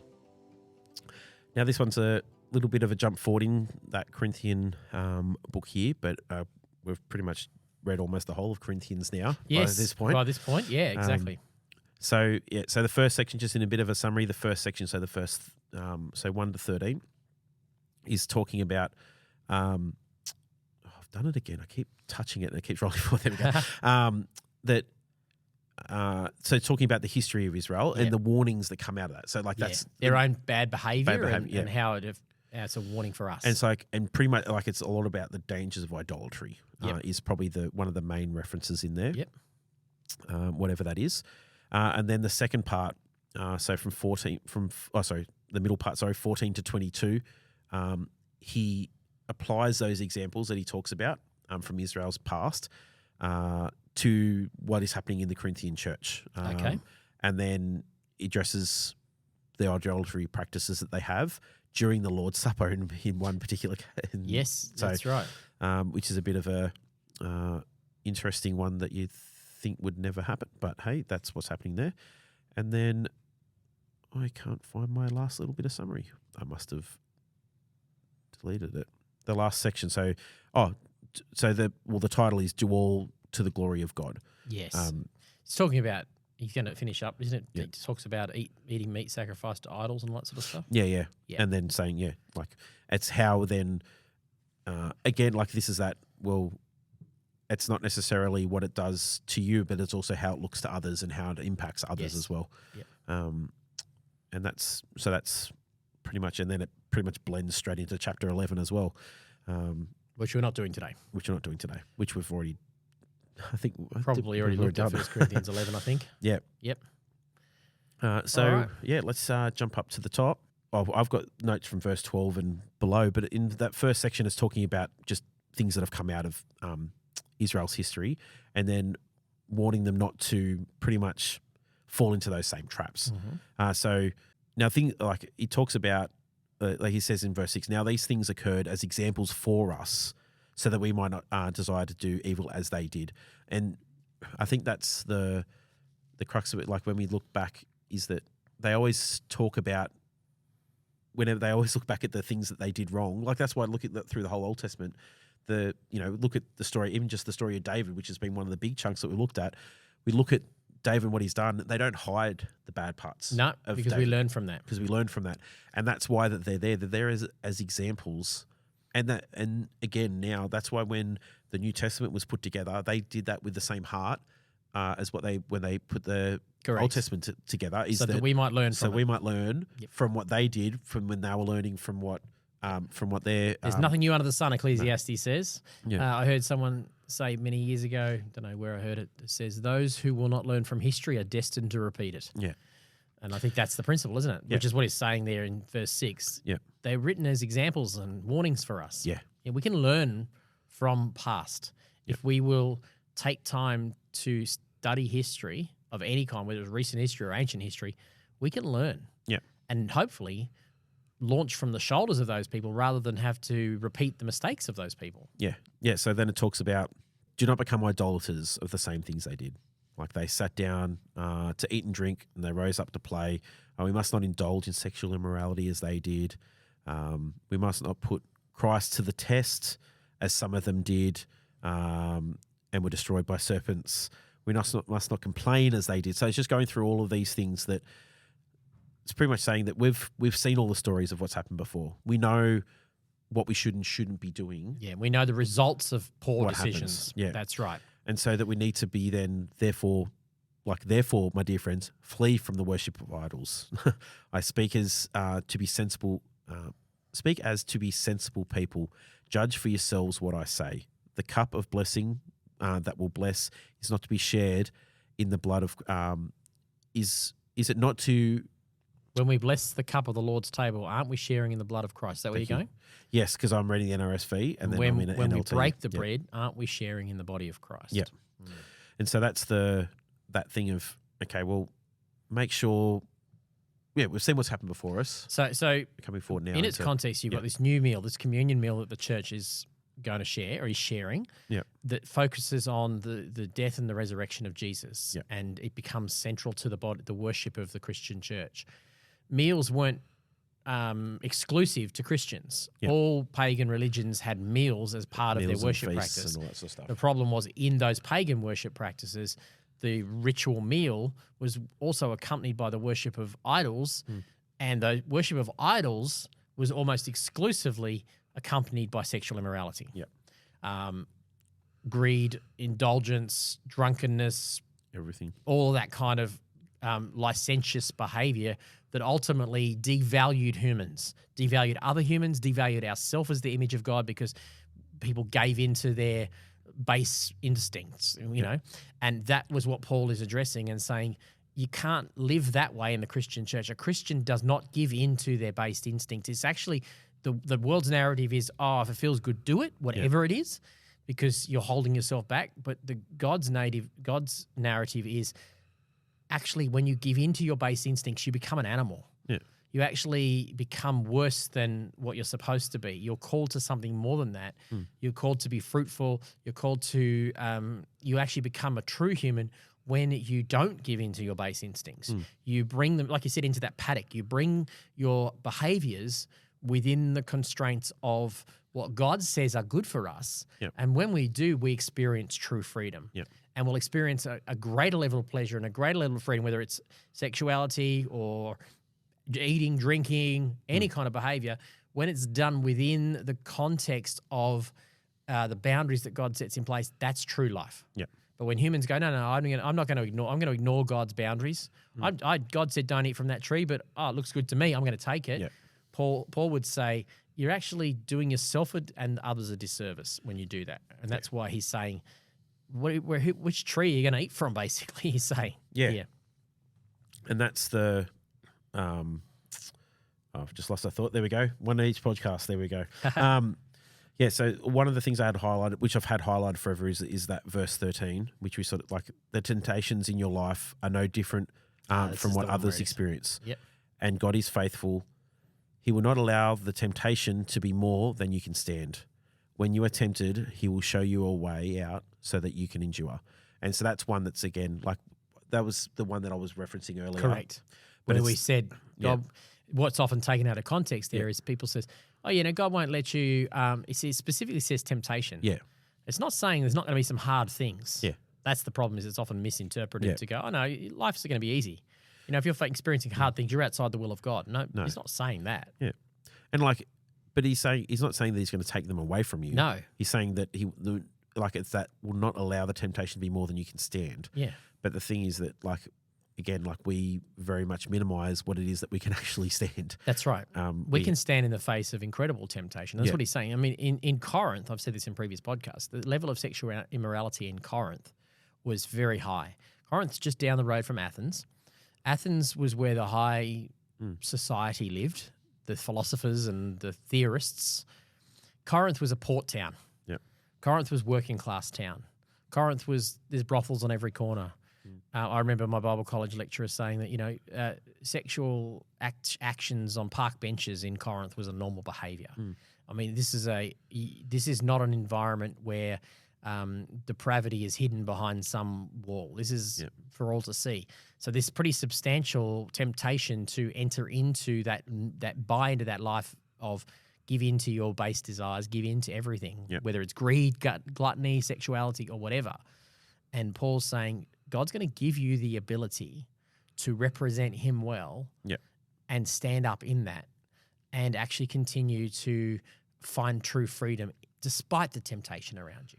You say, I'm allowed to do anything, but not everything's good for you. So this is verse 23. You say, I am allowed to do anything. Not everything is beneficial. Don't be concerned for your own good, but for the good of others. So good. So you may, like, this is when it jumps down talking about eating of sacrificial meats. In this latter part of 12, he's picking up on it. We haven't done it today, but 1 Corinthians 8 and Romans 14, he digs into this whole concept of meat sacrifice for idols in depth. Now he's riffing off the back of what he's taught in 1 Corinthians 8. Yeah. And so you say that any meat that's sold in the marketplace without raising questions of conscience, for the earth is the Lord's and everything in it. If someone who isn't a believer asks you home for dinner, accept their invitation if you want to. Eat whatever is offered to you without raising questions of conscience. But suppose if someone tells you this meat was offered to an idol, don't eat it out of consideration for the conscience of the one who told you. It might not be a matter of conscience for you, but it is for the other person. For why should my freedom be limited by what someone else thinks? If I can thank God for the food and enjoy it, why should I be condemned from eating it? And it keeps riffing back on top of each other there, but like that first part where it says, I'm allowed to do anything that is but not everything is good and not everything is beneficial. Don't be concerned for your own good, but for the good of others. And I think that's the thing that we forget about when we talk about freedoms and forgetting about, even like this grace that they were so heavily in that you can sort of do whatever you want. And it's Sloppy okay. grace, yeah. Is that, okay, you might think that, okay, well, I have freedom to do whatever I want, but do you not realize that if you do whatever you want, you're bound to impinge on other people's freedoms to do whatever they want also? Correct. Or So you can not everyone encourage, can have or people can freedom. look at you and go, oh, okay, he can drink, or he can do this, or he can go there, or touch this, or do that thing, and it doesn't affect him, so it's okay for me. Yeah. But that person, that weaker brother, we'll call it in 1 Corinthians 8, I think, the weaker brother or sister, he says you're actually harming them for whom Christ died. Yeah. So Paul would say that there are certain freedoms I have, I think of this and go, okay, there are certain things that I'm free to do, but I need to be thinking about other people and how would the exercise of those freedoms potentially not cause freedom for other people, but actually cause hindrance to other people. And a mature Christian will give up some of those freedoms or not leave them publicly or not speak about them publicly just because you could actually cause a weaker person to think it's okay for them, it's okay for me, but it's not okay for them because it's an area of weakness in them. Like the stumbling blocks and stepping stones, like analogy, like where you don't want to chuck things. You want to chuck things out that help them move along, not things that get in the way of their growth. Yep. Yeah, like an example, it could be people that have issues with alcohol. Like it's some people as a Christian, they choose to not drink alcohol. Yep. Whether it's because they've drunk alcohol before, realize that it's not very good for them, so they choose not to drink it anymore, or because they strongly believe that you shouldn't drink alcohol, which is fine if that's how you read and interpret the scripture and you want to hold to that, that is more than fine. So, but then just because you don't see it that way, and you go over to the house and you bring a bottle of wine, yes, like you got to think about well, it's not a bad thing for me, it's a thing for them. That's not right. how you should be thinking That's about it. not how you do it. No. That's like exactly if the you point. invite people around your house and you know that, they have issues with alcohol, you don't leave your wine out on the wine. Don't leave exactly. a glass of wine sitting there on the table. Yeah. Like, you can still leave it where it is. But it's about loving yeah. other people. Yeah. That's what Paul's saying here. It's about sharing love with, thinking about others through positive action and withdrawing some of your freedoms for the benefit of other people. And I think that motive alone could do a lot to help Christians to, rather than flaunt our freedoms, go, well, if push comes to shove and one of us I've got my freedom, another person's got their perspective, if they come head to head, a mature Christian says, well, I'm not going to fight you for my freedoms. I'm going to give up my freedoms to enable you to experience your freedom. Yep. That's the loving thing to do. And I don't see a lot of that, to be honest. No. I see a lot of us fighting for our freedoms. Jesus says, give up your freedom. Paul says here, give up your freedoms. Not give them up altogether, but give them up in the context of what, in a way, don't exercise them in a way that would cause a weaker person to stumble. Yeah. I think like too often is that freedom is like the fact that we should have freedom in Christ and that we have freedoms now is that to place restriction is not Christian. Yes. That's how a lot of people see it. That's how the world, and the world's view is that way too. Yeah. The world's view has gone to the point of, restrictions are all bad. Yeah. I think what will happen, I'm not too worried, to be honest. I think what will happen in time is that the world will start to wake up to and realize that actually the absence of all restriction is actually not good. No. But I think there's been a time in the church where probably we have focused too much on the restriction and not enough on the freedom. Yeah. And to some degree, that ethic, that super restrictive ethic, is probably what much of the world is pushing back on. Yeah. You can't tell me what to do because you've been telling me your whole life what you can do. It's been the same. And Paul says in 1 Corinthians, we read it, it's not my job to judge those outside the church. So I think there's a bit of pushback. But I think if we can all come to that point of recognizing that God's plan does include freedom, and that in the end, it does include freedom, but it also includes restrictions. Yep. Work out what those restrictions are for me. Like Paul says, okay, well, I know I can do this and I can do that, but I can't do this and I can't do that. Yep. Everybody's restrictions, it's the grey zone, are different. Yep. Find out what's in your grey zone. Yep. Live there. Don't enforce it upon other people. But live from that perspective, thinking about other people. And even those in the world that may be pushing the boundaries of freedom, thinking, I can sleep with whoever I want or I can take whatever substance I want. In time, it's not going to take them very long to realize that that's not a constructive way to live. It's actually a destructive way to live. Yep. I think it's best if we Christians are in people's worlds enough that when that happens, we aren't there, tut, tut, tut, I told you so, you should have said done what I said. I think if we can be in people's worlds to support them through that, we can actually win many back. Yep, definitely. Yeah. All right. All right. That's 1 Corinthians 10. Now we're going to go to Luke Chapter 21. Luke 21.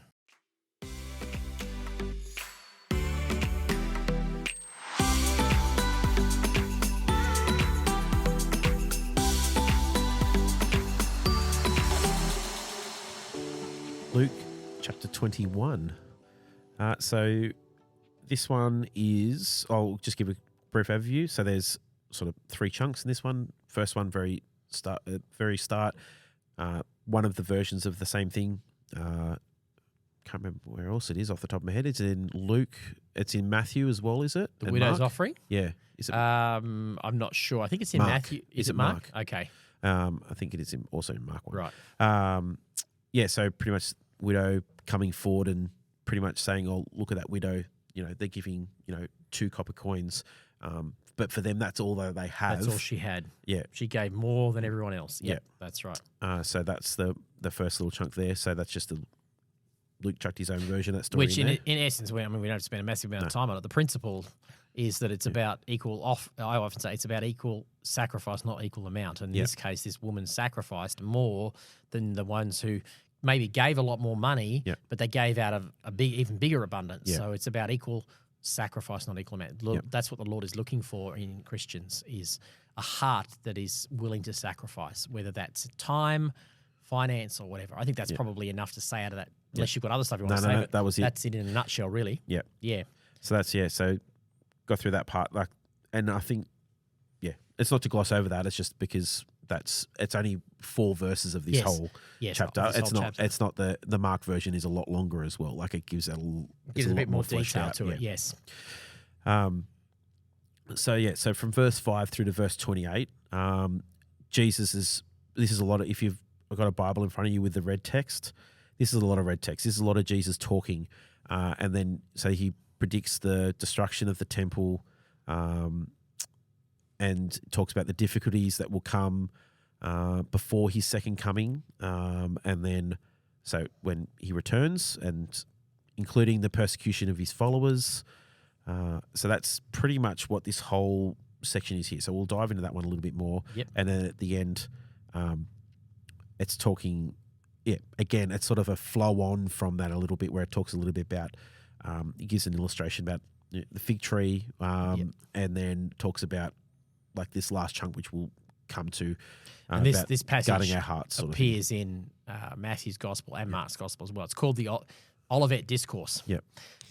So it seems to have been a time when maybe Jesus was sitting with them on the Mount of Olives. When I've been to the Mount of Olives, I'll often sit down with people and say, this is where Jesus gave the Olivet Discourse. He's looking across at the temple. You can look at it, and actually Jesus begins to teach them about the days that lie ahead for Israel, for Jerusalem in their own lifetime even. Yeah.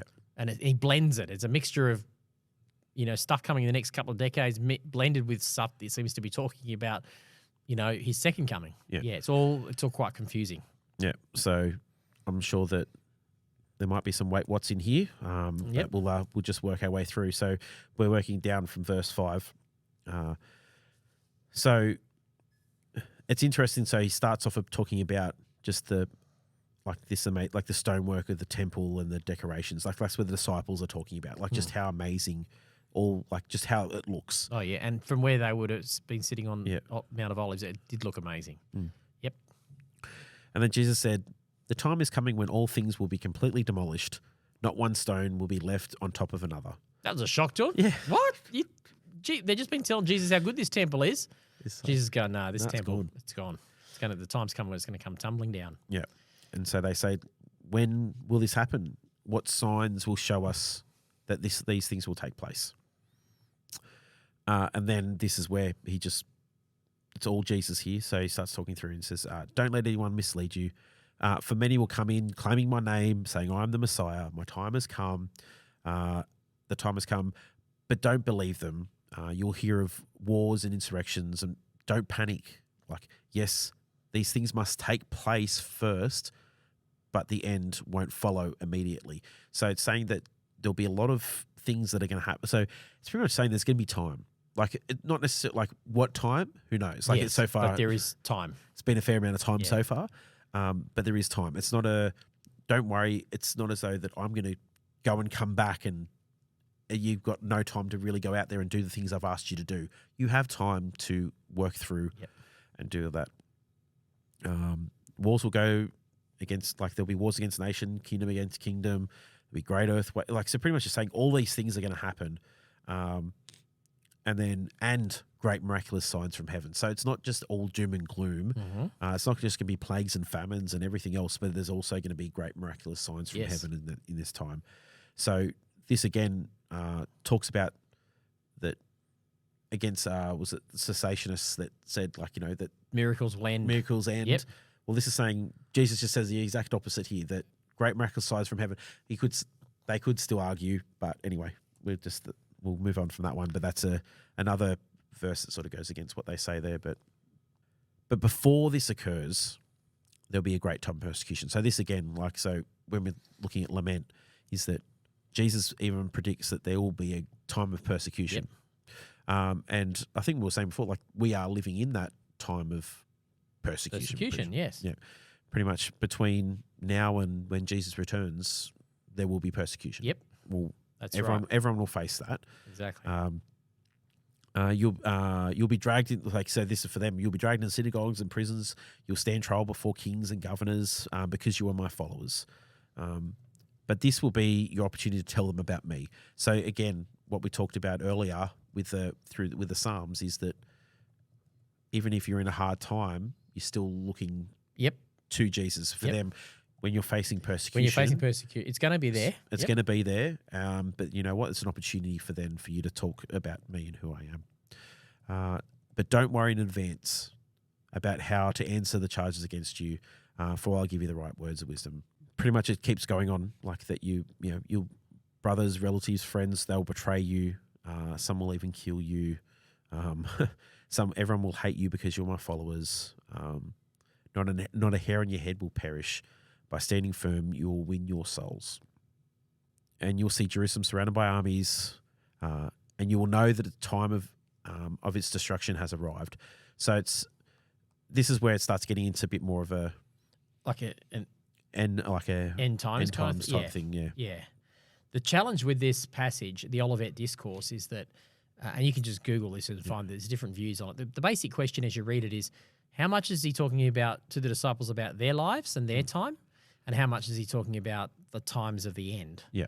And it's almost like you can't really go, that part's specific to that time. You can with a couple of points, but even then you can think of them as having progressive fulfillments. I was talking with Simon, recording with Simon from Thirroul yesterday, an episode that's not coming out till Christmas week actually, so it's still a few weeks away yet. But we were talking about prophecy being progressive and repetitive. Yep. So when Jesus is saying things about the temple, could it be also talking about the future? Yes, it could.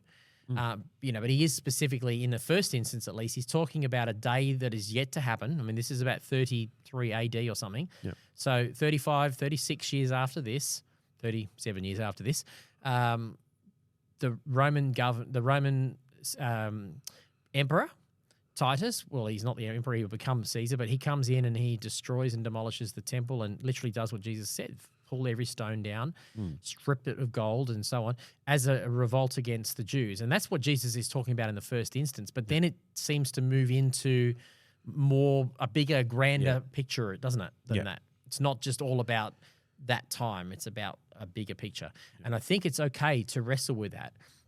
What I used to do is look at newspapers and trying to compare and go, what's happening in the world that indicates this is happening. I would now say that's not the best way to read this. No. The best way to read this is to look at what Jesus is trying to do. And he's trying to encourage his disciples by letting them know that life's not going to be easy. Yep. We talk about lament. Life's going to be hard. You're going to be chained. You're going to be dragged before synagogues. You're going to be persecuted. You're going to be misunderstood and misrepresented as you represent me. But stand firm, because in the end, I will win. And that's what he's saying, all this stuff in the future. Rather than worrying about it, it's supposed to be an encouragement to us to stay strong through our hardship and through our suffering now. Yeah. Down at verse 28. So when all these things happen, stand and look up, for your salvation is near. That's it. So it's that, we will face a lot of things. Not like Christian, non-Christian will face a lot of things in this world, but as a Christian, we have the opportunity then to, no matter what is happening, to be able to look up, see Jesus. And so when we're suffering, right now, keep your eyes up going, in the end, I'm on the winner's side. In the end, I'm going to see the victory of the Lord. It's supposed to be pastoral. In fact, this is part of, I know a lot of Christians are quite fearful of the book of Revelation. Next year, we're going to spend quite a bit of time in the book of Revelation, and I'm going to, I hope to, be able to show people how it's less about some kind of divine diary for the end times, some calendar, and how it's supposed to be a picture to encourage people to endure and succeed in life despite hardship and pain. Yeah, definitely. Book of a book of encouragement and book of obviously there's still warning in there, But it's like, it's written in pastorally. So for that same reason as this Olivet Discourse, it's there to bring encouragement, not discouragement. But that encouragement comes nestled in this teaching Jesus is giving is that life's not going to be easy. No. As a Christian, as one of my followers, you have to expect hardship. Yep. You have to expect suffering. You have to expect that there'll be things that don't make sense. You'll have times of lament, but stay the course. Yeah.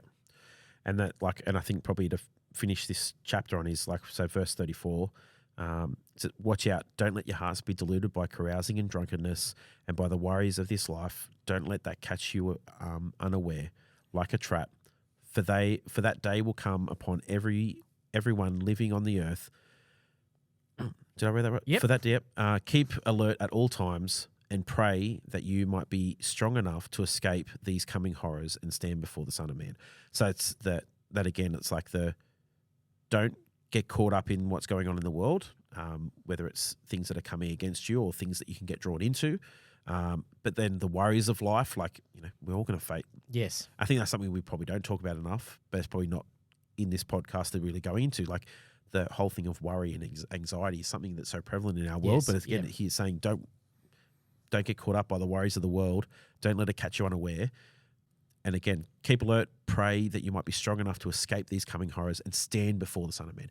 So it's like you're keeping yourself in a way that you know that you are living out what it is that Christ has placed before you, to then stand before the Son of Man. Yeah, and I think the key here is I see a lot of Christians actually deep down inside, they are worried about the horrors of this world.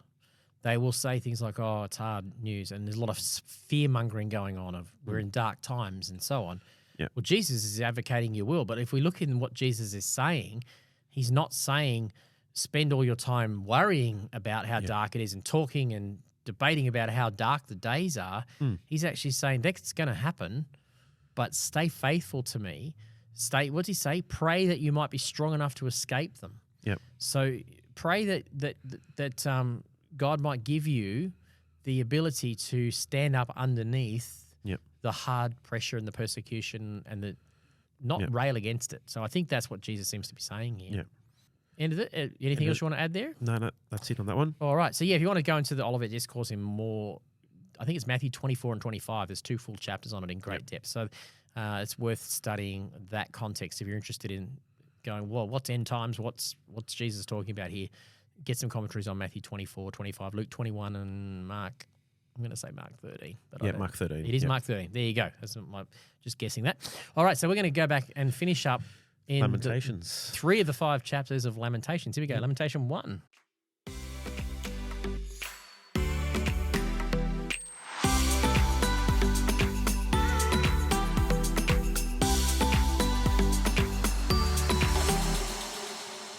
All right, here we go. Lamentations, chapter 1. Lamentations. The theme, not the for book this of week. Lamentations.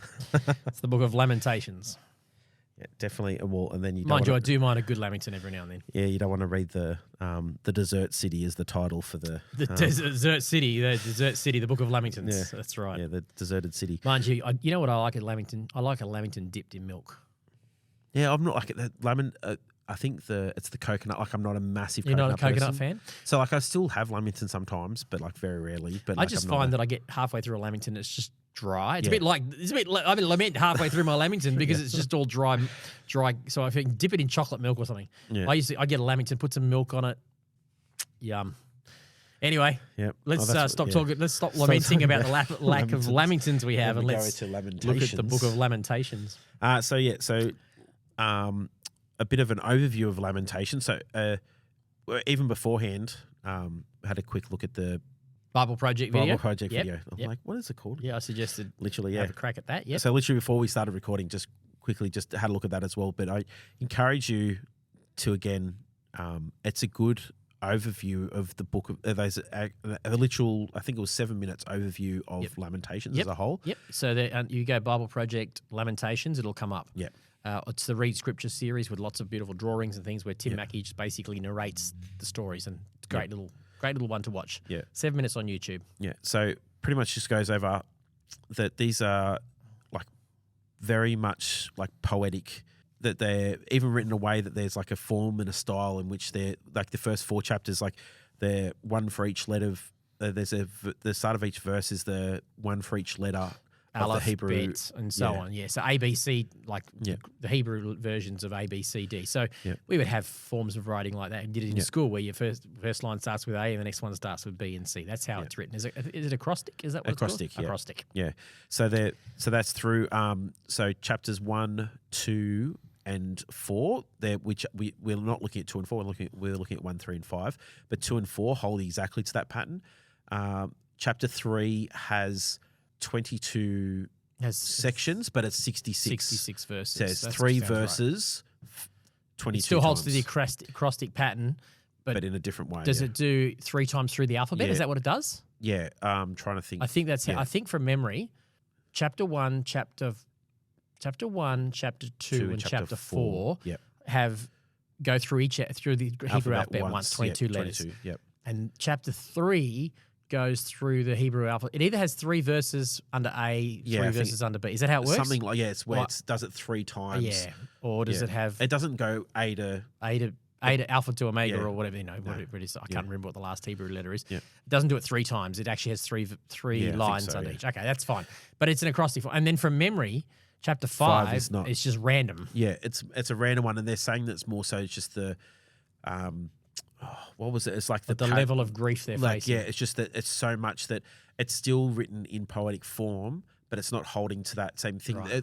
It is still 22 verses, so they hold to that form, But not but acrostic. not acrostic. Yeah, And I think from memory, that's the intention is to try to, it's almost like Psalm 88. It's just Yeah. trying to end with this sense of despair yeah. because Or it doesn't finish. It doesn't finish with finishes- hope. Well, it sort of finishes unfinished, okay, if gotcha. you would say so. Like that's how it feels. Yeah, yeah, because it's that gotcha. finishing in that. Yeah, that because they're lower still place. in exile. They're still in despair, and they're writing this song. Yep. Yeah, so they're pretty much, this is written like not long after Babylon comes through and destroys Jerusalem and takes them as slaves. Like this is when this is written. So they're You could say it's written by the rivers of Babylon. Because there's, the old song by the rivers of Yeah. Babylon.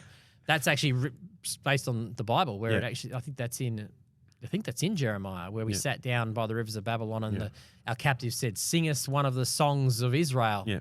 And they said, "How can we sing the songs of Israel in a foreign land?" And we hung our harps on the trees, and Yeah. it's this sense of we can't even write music because we're in despair. We feel Yeah. like there's no hope for anything.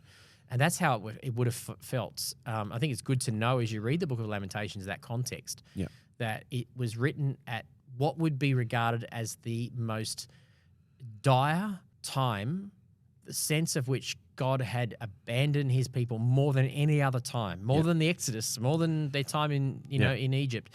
It was the darkest moment in Israel's history when it seemed like all hope was gone. And Yeah. that's what the context of this song is. Yeah. Yes, yeah, because Egypt was very much of their own making. They were they chose to go to Egypt. Mm-hmm. They settled themselves in there, and then just over time, Yep. it got to the point where they became slaves. Yes. Where Here they brought it on themselves because of their willful sinfulness. yeah, and then so Babylon just came and wiped them out. Yeah. All right, so chapter 1, it's like the idea is that like it's personified as a grieving woman, like so a widow, and who is grieving, And that's so Jerusalem is the widow is Yep. Jerusalem, the widow city is of Jerusalem. Yes. So I think what's the other? There's also another phrase they potentially use for grieving woman.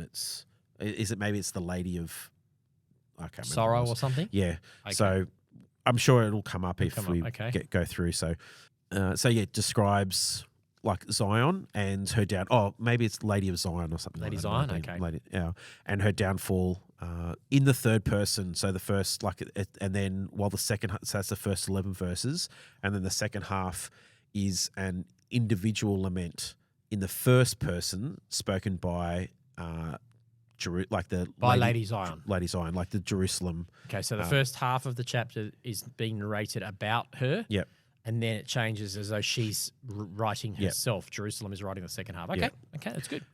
So we'll just I think Mm-hmm. read through. It is 22 verses, but It's it's pretty quick. Yep. And as we read it, with that context in mind, I would just say to our listeners, if you're not going to read it yourself, listen to Jimmy read it, and just try to place yourself in the story, experiencing the pain and grief that these people are facing when it seems like all their hopes and dreams have God has abandoned them, and there's no hope for any of their hopes There's no chance of any of their dreams coming to pass. That's what they're feeling. So verse 1, Jerusalem, once so full of people, is now deserted. She who was once among the great nations now sits alone like a widow. Once the queen of all the earth, she is now a slave. She sobs through the night, tears stream down her cheeks. Among all her lovers, there is no one left to comfort her. All her friends have betrayed her and become her enemies. Judah has been led away into captivity, oppressed with cruel slavery. She lives among foreign nations and has no place of rest. Her enemies have chased her down, and she has nowhere to turn. The roads of Jerusalem are in mourning. The crowds no longer come to celebrate the festivals. The city gates are silent. Her priests groan. Her young women are crying. Now bitter is her fate. How bitter is her fate. Her oppressors have become her masters, and her enemies prosper. For the Lord has punished Jerusalem for her many sins. Her children have been captured and taken away to distant lands. All the majesty of beautiful Jerusalem has been stripped away. Her princes are like starving deer, searching for pasture. They are too weak to run from the pursuing enemy. In the midst of her sadness and wandering, Jerusalem remembers her ancient splendor. But now she has fallen to her enemy, and there is no one to help her. Her enemy struck her down and laughed as she fell. Jerusalem has sinned greatly, so she has been tossed away like a filthy rag. All who once honoured her now despise her. For they have seen her stripped naked and humiliated. All she can do is groan and hide her face. She defiled herself with immorality and gave no thought to her future. She now lies in the gutter with no one to lift her out. Lord, see my misery, she cries. To the enemy has triumphed. The enemy has plundered her completely, taking every precious thing she owns. She has seen foreigners violate her sacred temple, the place the Lord had forbidden them to enter. Her people groan as they search for bread. They have sold their treasures for food to stay alive. O Lord, look, she mourns, and see how I am despised. And then switches to the second, first back to the first person.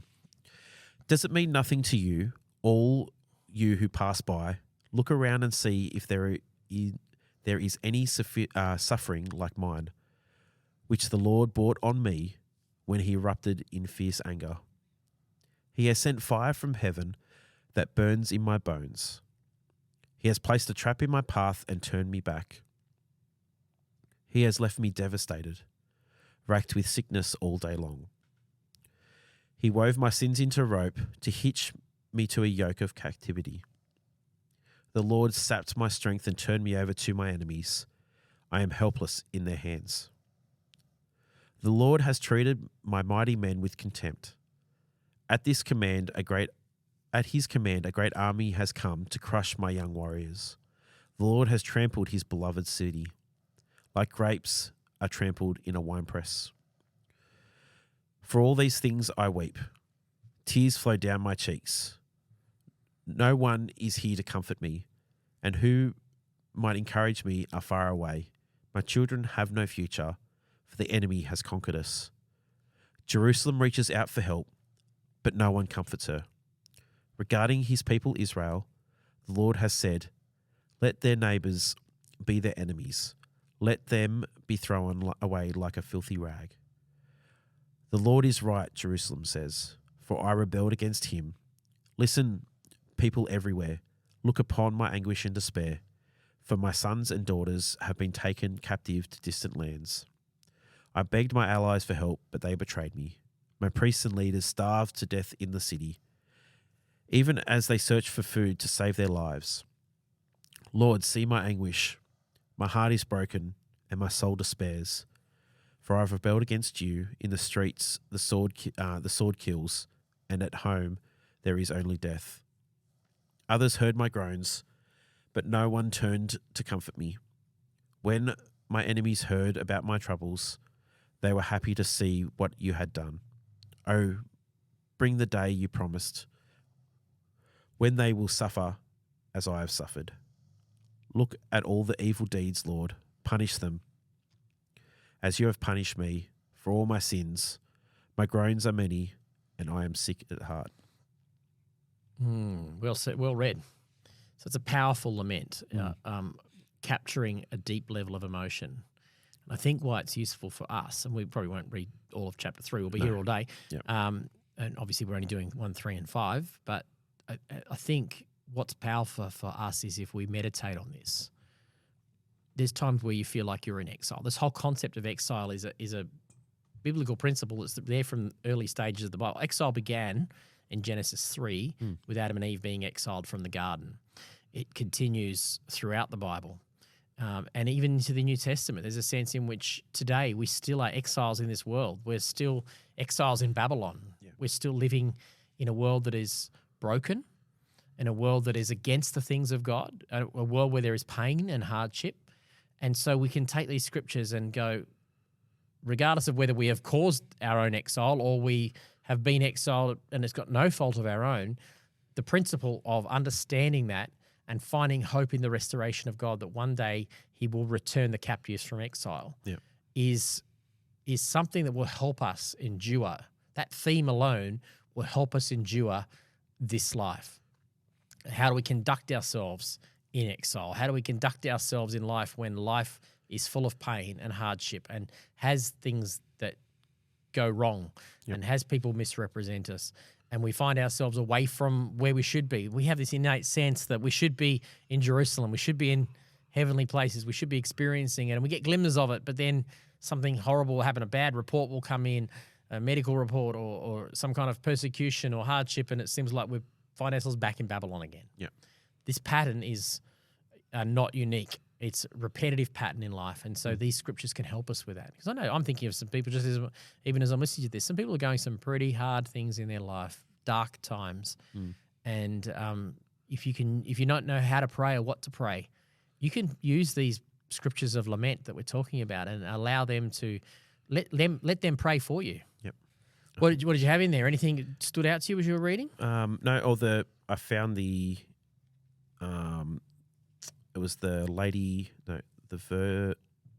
virgin daughter of Israel. The virgin daughter of Israel. Yeah. Okay. So when it said the Lord has trampled his beloved city, I think it's in the Hebrew, it says, the virgin daughter of Israel. Virgin daughter of Israel, which is a poetic way of talking about Jerusalem in this beautiful way, this pure way, if you like. Yeah. Yeah. All right. Well, we're going to go to number 3, and we won't read the whole thing in chapter 3 because it's obviously a lot longer. But there is this one specific verse that's well quoted in 3. We'll definitely touch on that one. So let's go there now.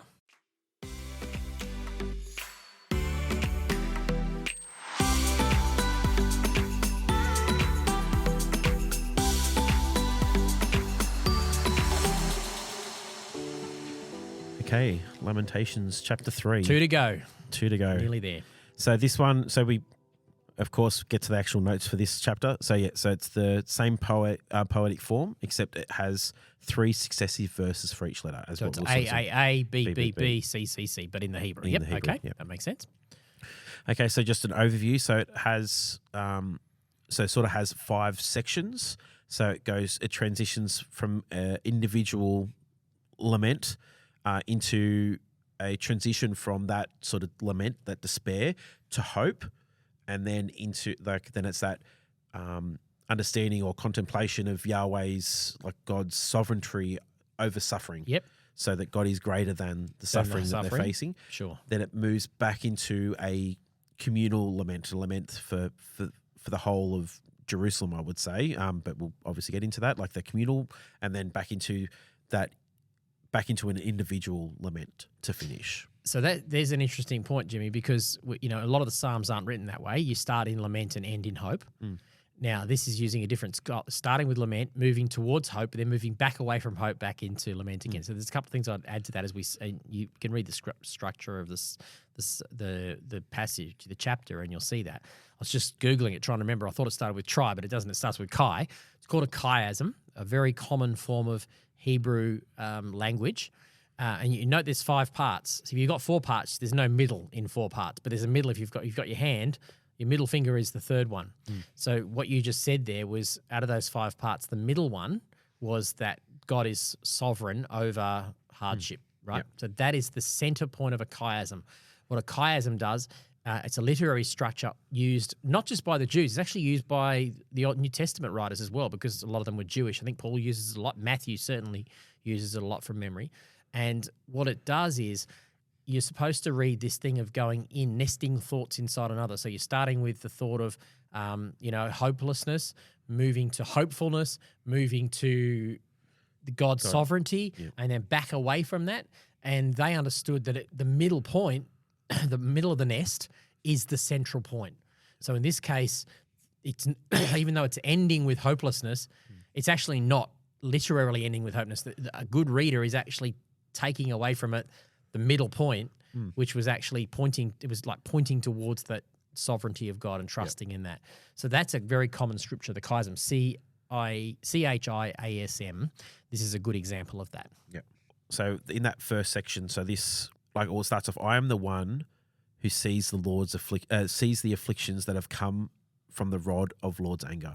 So this is pretty much saying you read through, if you're looking at it in the NLT, pretty much every single line starts with he. Yep. He. God has he, done this. He. This is all God. Yep. And then when it's not he, it's and then it's he. It's like it. Yes, it is. It's right. very much a 12, 13, 15, 16 verses of he. Yeah. It's basically, it's pouring out, blaming God for everything that's gone wrong. On. Yeah. Yep. God is the cause of all of this stuff. He has dragged me off the path and torn me into pieces, leaving me helpless and devastated. It's just all this stuff, and it's against everything that we think of when we are reaching out. Even if we are struggling with things, if we're in that despair, normally if we say we're going to blame God for something, it almost we almost feel guilty about blaming God for it. Oh yeah, I know a few people who've been able to do it. I honestly struggle with that. Yeah. If I'm going through a really hard time, I cry out to God and go, God, you got to show up for me. I can't handle this. This isn't going to work. But I've not been wired to think that God caused that. Yeah. And part of that is this understanding that it's often the result of fallen humanity that does that. I think it warrants further study though. Yeah. Because that's not how the ancient Jewish people thought. They attributed a lot more good and bad to God. Yep. In today's world, the number one question that Christians get asked by non-Christians is, if God is so good, why would he allow that, or why would he cause that? Why did bad things happen to good people? Yeah. So we are wired to not think that a good God would cause bad things. But in the ancient culture, that was a different question. They weren't asking that. They were quite comfortable with the fact that a good God would cause bad things, because they saw the hand of God in everything, as opposed to just certain things just being a result of natural catalysts, if you like. And I think maybe, I actually don't know. I think as a Western thinker, I don't want to attribute bad stuff that happens to God. But I have to read the Bible understanding that's how they did it. Yeah. So, I'm a bit like you. I wouldn't go around going, God, you caused this. I'd go, God, this sucks. Help me with this. I've caused this, or someone else has caused this, or this is just, this illness or this disease that this person's facing is just part of living in a fallen world. I don't necessarily attribute it to God in the same way that these people did. Yeah. And I think that's the challenge, is that and I think this will be probably the hard thing for a lot of people reading it, is that we don't ever talk about, even when we do touch on grief and lament and any of this sort of despair, we never talk about it as in that we attack, pretty much attacking God, saying you've done this to me. Yes. And I think that's going to be the challenge, is that it's making it hard for me to think right now, because I'm trying to process it all. I don't think of that God bringing things against me. I always think of it as that things will come against me because we're in a sinful, fallen world. Things will come against all of us, and God will allow that Yes. to come against me. But that's not what this is saying. But that's not what this is saying. No. So I actually Yeah. think, we're not going to get the answer to this, but I Yeah. actually think for me, but just even this conversation in the last couple of minutes, it warrants some further thought. I'd like to do some research into it. I've touched on that stuff I've said to you around this is how the ancients thought, but I've never gone beyond that to go, okay, well, who's right here? Yeah. Are they right to attribute this to God? Because everything inside me goes, no, I'm not going to attribute bad things to a good God. Yeah. Which basically, if I'm going to say, no, bad things aren't attributed to a good God, then I've got to basically say that the writer of Lamentations is wrong here. Yeah. And that might be so. Yeah. But I want to then I've got to wrestle with, well, it's in the Bible. Yeah. So now it warrants some further thought for me. I might have to do my little research and look into that.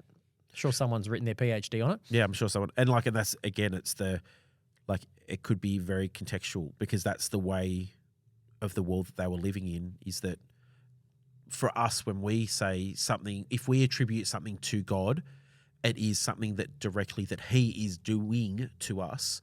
Where is that the same is that the same meaning for them when they are accusing God of doing Yes. something to them? Is As it God that He's allowing- actually doing it? Is it because God's allowing it? Yes. Is because it has happened. It has affected me, but God should be looking out for me for that. Like, it could be Yes, anything. It could be any of those. But the thing is, yeah. and that's the thing, I don't actually know. No, I don't know either. yeah. So let's park it. But That's a Bible wait what? That's a Bible Come wait back to what that. moment that requires some further thought. Yeah, I come love back that to because I've said this multiple times on this podcast. When you're conflicted with those moments, like it says in the intro of this podcast, a lot of people go, oh, that doesn't make sense, I give up. Yeah. Whereas that's an invitation into deeper study that will reveal, I suspect that some good study around that will actually reveal something of God that I don't know. Yeah. There'll be an aspect of God's nature that I'm about to dig deeper into and explore and find more. And it will help me during those hard times to know, how do I process when life is hard? Yeah. When I have to lament. Yeah. Anything else you want to pick out of there? Not in that first section there. I think that's probably because it's, I think we've sort of covered that in terms of, I don't know if there's anything particularly we'll pull out of that other than the fact that there's a lot of despair and anger in there. Yeah. I guess anger is one Anger that's is in a there. thing that's there. Yeah. Anger towards God, yeah. And I think that's something that we should be taking on board. Because that is a bit of a weight walk for a lot of people, is that why should I be, the whole idea of anger and Christianity is very much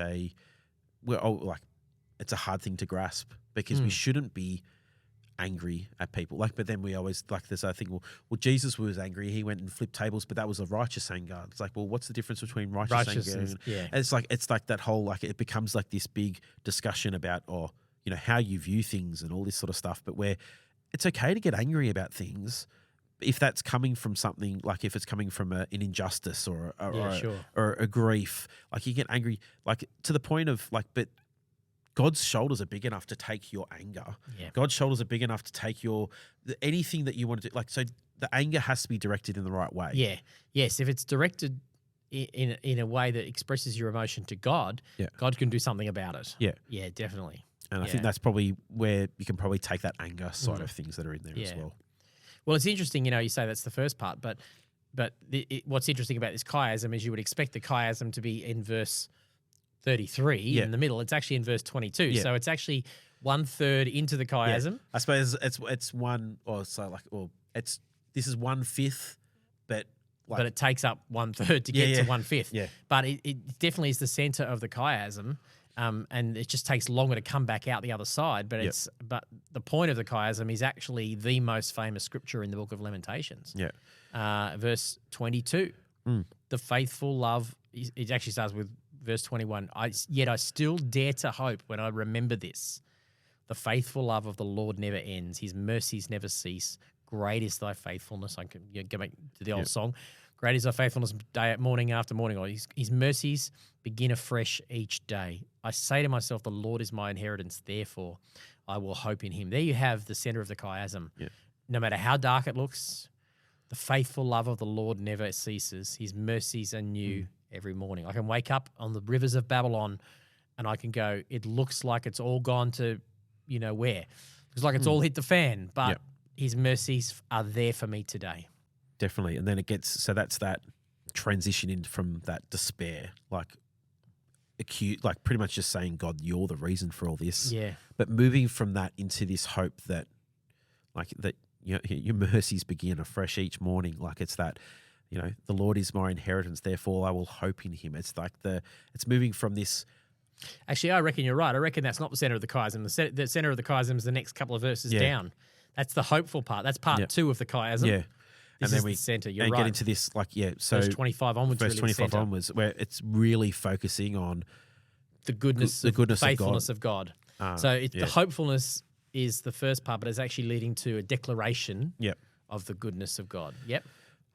So what I might do, because this is 11 verses roughly, so I might read this section because this is the main section and I think because we've spent a lot of time talking about the lament, and I think the important thing to take out of today is that really be sitting in that lament stuff, and I think we've give yourself space too. We've talked about that a lot today. With a view towards that ultimately that will bring you to a place of hope. Yeah, and so this is here being that the whole point of this whole chapter here is this chunk here. Yep. So I'll read this from 25 through to verse 39.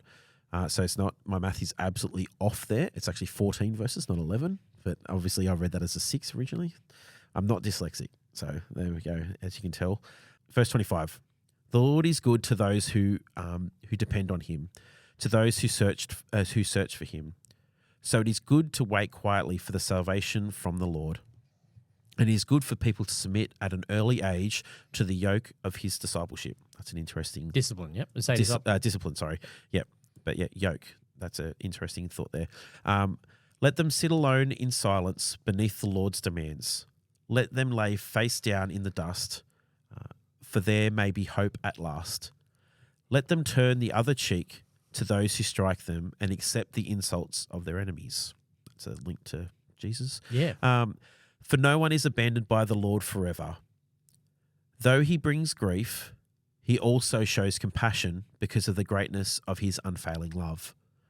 For he does not enjoy hurting people or causing them sorrow. If people crush underfoot all the prisoners of the land, if they deprive others of their rights in defiance of the Most High, if they twist justice in the courts, doesn't the Lord see all these things? Who can command things to happen without the Lord's permission? Does not the Most High send both calamity and good? Then why should we, mere humans, complain when we are punished for our sins?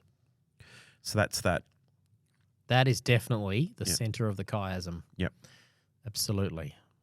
Which fits too with being more middle. It does encompass verse 33. Yep. So it encompasses the middle of these lines of this chiasm. And I've never thought about this before, but I'm just thinking, I suspect that all 5 chapters are a chiasm, moving to centric, I would say, going backwards. So the first 2.5 chapters are moving forward to that passage you just read, and that chapter 5, 4 are moving backwards to that chapter that you just read as well. Yes, because then, and we've probably done that without even thinking about it, choosing 1, 3, and 5. Yes. I think that because we'll see in chapter 2 and 5, 4 are quite similar.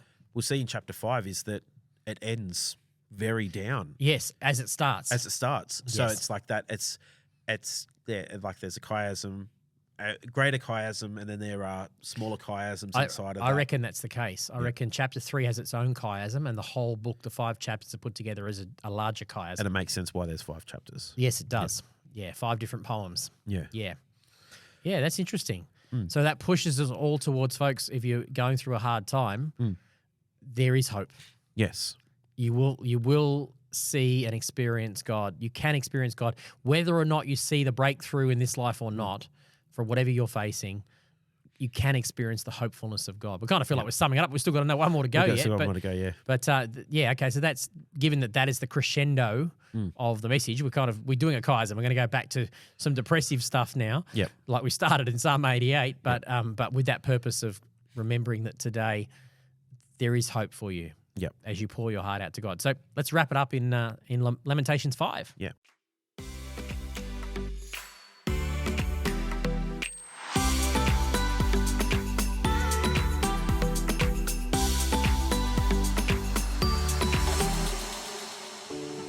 Lamentations chapter 5. Last one. We just in between doing some research. So even in Lamentations 3, there's chiasms inside chiasms inside chiasms. Yes, I just had a look because I thought, well, let's talk a bit more about these chiasms.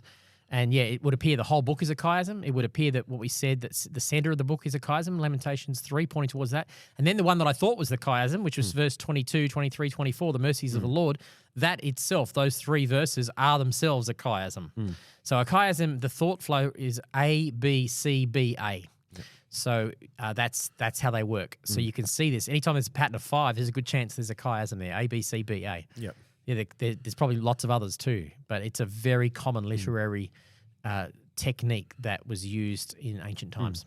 And which, like, really, unless you do a lot of deep diving into it, it'd probably be a bit hard for us to see all of them. Yeah. We'll be able to That's see why it's some. called meditation scripture. We're supposed to chew it over and do it slowly, not just do it super fast like I do. You know, we're supposed to take time with it. Okay, so chapter 5. So I'm just going to do a quick overview of chapter 5. So this last one is not an acrostic format, similar to what the others had been. It still holds to 22 verses, but is very much different to the others. So this is still a poem, though, but so it's talking about what is happening in Judah at this time. So overrun by invaders, oppressed by the conquerors. The imagery that they use just highlights just this chaos and everything going. Complete return. From that invasion, where the strong oppress the weak, land and property is seized, women are raped, like leaders are executed and humiliated. And they acknowledge the sin of the nation's ancestors. So it owns the sins that they've done, but protests the punishment that they are facing. Okay. That they feel as though like they're facing a bit more punishment than they what deserve. they deserve, or that we're getting punished for their forefathers as well. Gotcha. Yep. So that's in roughly around verse 7. And then the poem ends with a plea to God for restoration, but concludes with just a really still weird ending. Like not a I'm weird just looking ending, at it. but Have like you utterly rejected us? Are you still angry with us? Yeah. Yeah. So it's like that's how it ends. Yeah. With no expectation of an answer, just that. Yeah. Okay. Which is quite similar to how it started. That's definitely a chiasm there. Yeah. It ends with this sense of I have no idea which direction to go. Yeah. Yeah. Okay. But you're supposed to be reading that backwards towards the middle of the chiasm rather than forwards thinking. Yeah. Which our brains work. The last line is the last thought, but it's actually a repetition of the first thought. It's A again. Yeah. Pushing backwards towards B. Yeah, A, B, C, B, A. Yeah, okay, that makes sense. And I'm just reading through it. It's pretty dark, isn't it? Yeah, so I don't think we'll necessarily pull out like all the verses and stuff like that, but we'll look at roughly the themes that I suppose that are there, because there's no, like, it's more of looking at the idea of what this talking about, because we sort of talked about it with verse 1. We did. It's very similar to chapter 1. Yeah. But it's quite similar in the sense that of some of the early Psalms we were looking at. Was it Psalm 88 right at the start? Which it covers the full range of.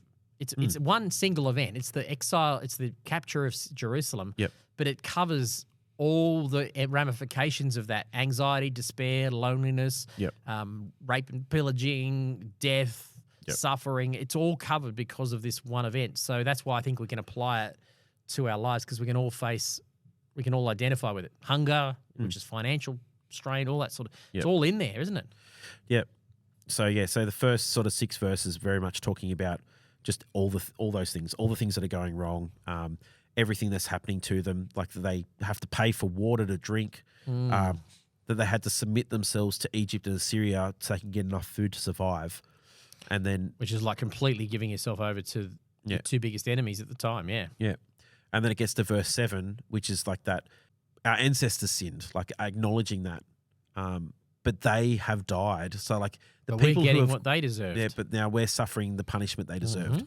So like that, God, like we understand that we, like, you know, the sins that have come before us and everything that they have done to means that we're in this situation now, but we're suffering for, you know, the punishment.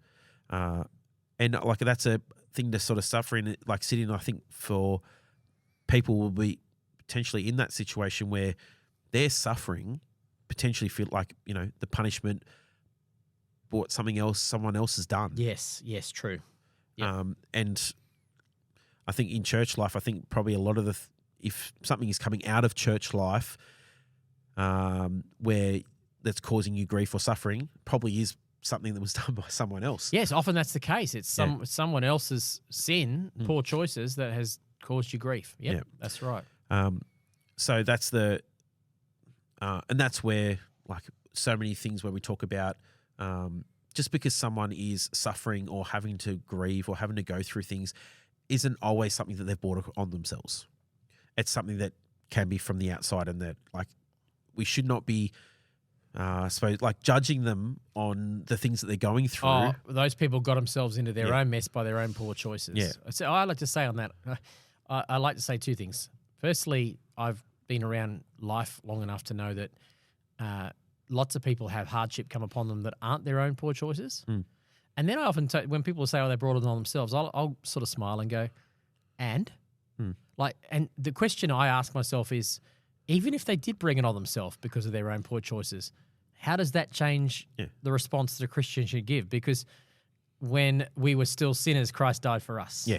You know, our own poor choices didn't stop Jesus from giving up his life for us. So I think I push the envelope a little bit there, because sometimes it comes from a sense of pride. Yeah. Whereas I go, well, look, even I've made lots of poor choices. I'm grateful for the grace of God. Maybe I need to be the grace of God in someone else's poor choices, rather than you got yourself into that mess. Now you're going to have to get yourself out of it. I'm just so grateful I didn't have to get myself out of my mess, but the grace of God got me out of it. Yeah. Let's be that to others. Yeah. And so that's where, so we'll look at the sort of the next section that comes through.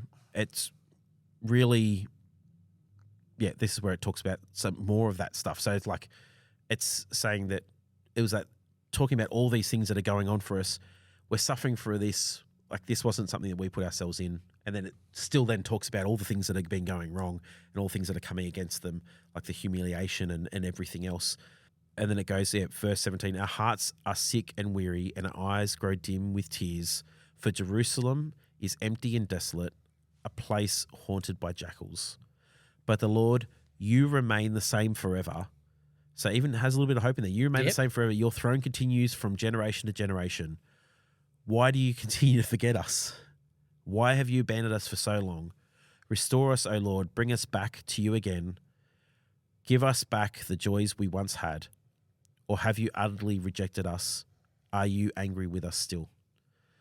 It's finishing with, there's a glimmer of hope that, okay, we know, like, in that acknowledgement that you remain the same forever.